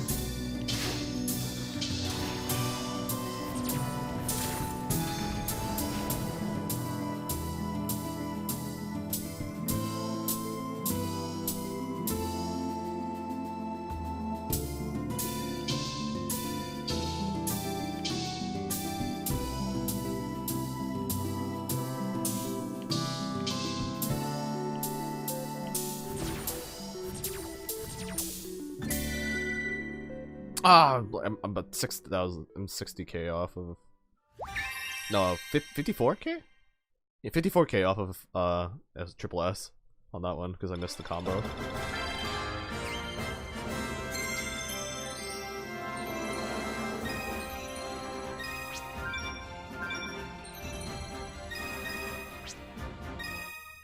Oh yeah, also there's airfish ships and Moogle costumes. Those two things are just aesthetics and they don't do anything to your party makeup. But they are cute.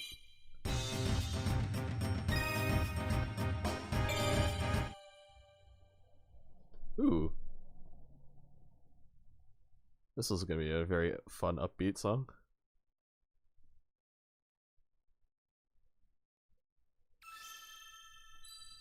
Yeah, we do cute things when they overlap.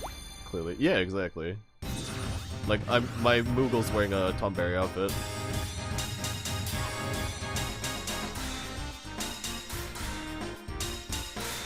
Oh god. My joystick went both ways by accident. You can even see in the input how I fucked that up.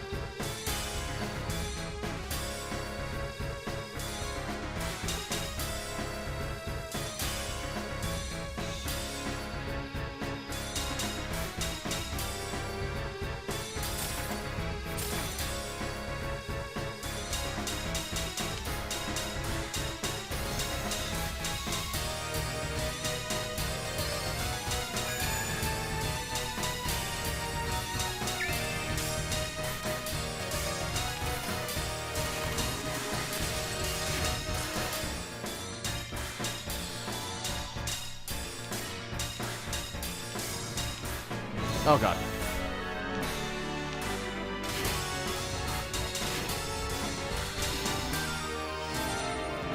Let's see, this is another song that picks up at the end.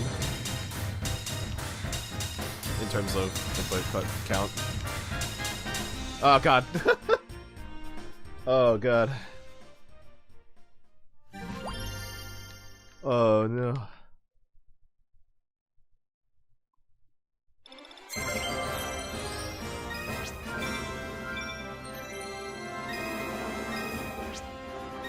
I feel like the PS4 controller might actually be really good for this game because of the joysticks being in the same zone. So like I can understand why they put it on the PS4 too. Well, other than the obvious bit of because it's fucking PS4. But like the controller makeup is actually, thinking about it, pretty okay. Yeah, so it's just slightly weird. Yeah, but I mean it has the, I think it having the lower right camera is good. Like I really like this for camera games. But yeah, for like double sticks, if you have to use both of them at the same time for stuff, definitely a PS4 controller would probably fit better for this kind of stuff. I guess you could technically buy a custom, not a custom, a special controller for it that someone makes.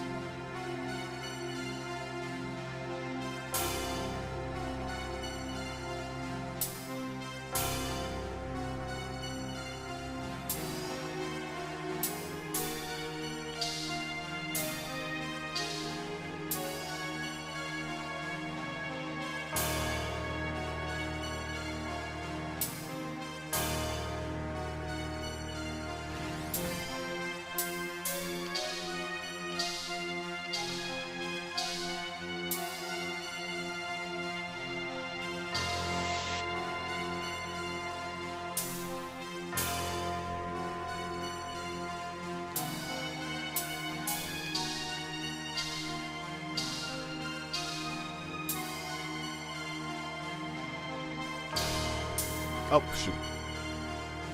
I forgot I let go.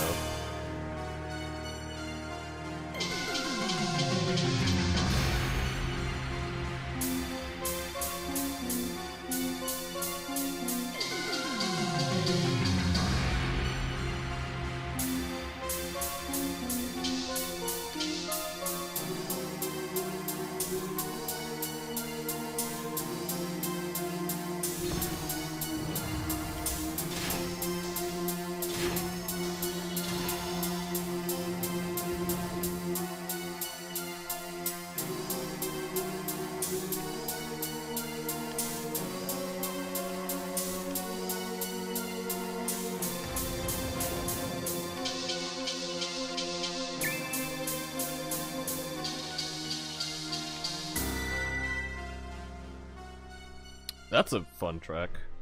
Near the end, at least.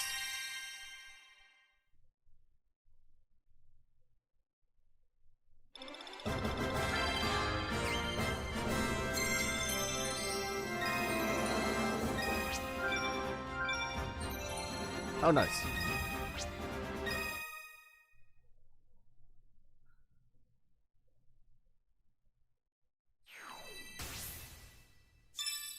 Oh, so there's 18 total tracks on this stage. Roses of May. I think once I beat this world, I'll probably stop stream. Because I should eat something. I ate some dip earlier. Jalapeno artichoke.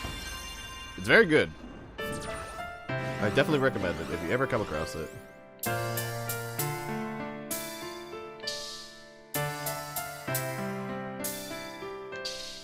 Feels work tomorrow. Oh no.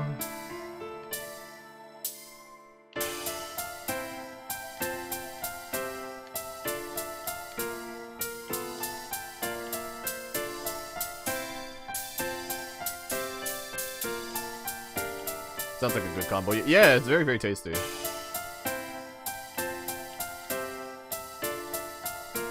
Eat it with like tortilla chips or like grits or something. It's very good. Maybe more so tortilla chips.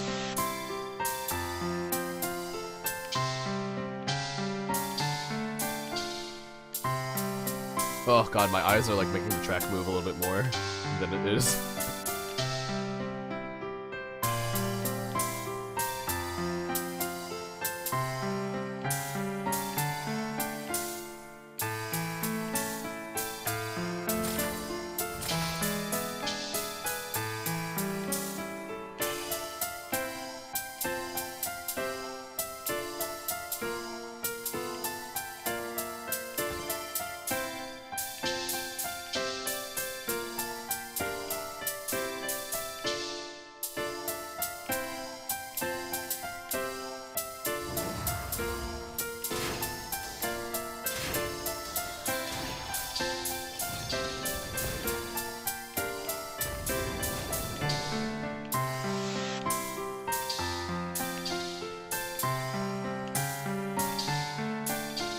I'm doing it so early.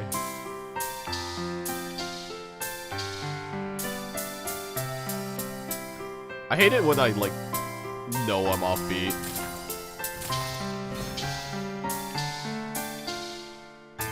But it still counts as okay enough.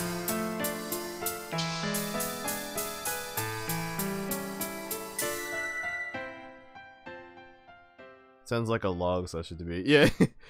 What? Because you know that, like, visual, kind of, optical illusion you can do where, like, if you stare at something moving, like, if you look at somewhere else, it's still moving?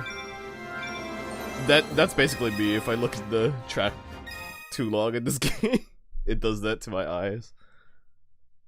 So sometimes it even works on top of the track itself, which is really funny, because then it makes the track move even faster for me.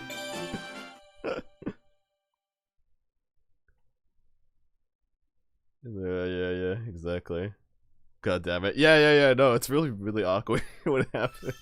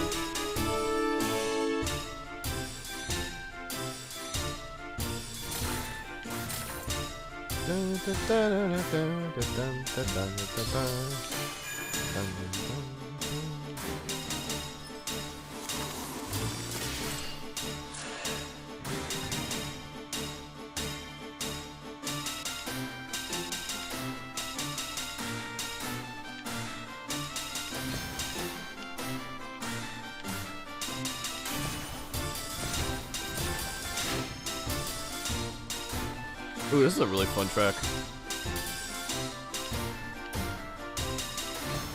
In terms of inputs.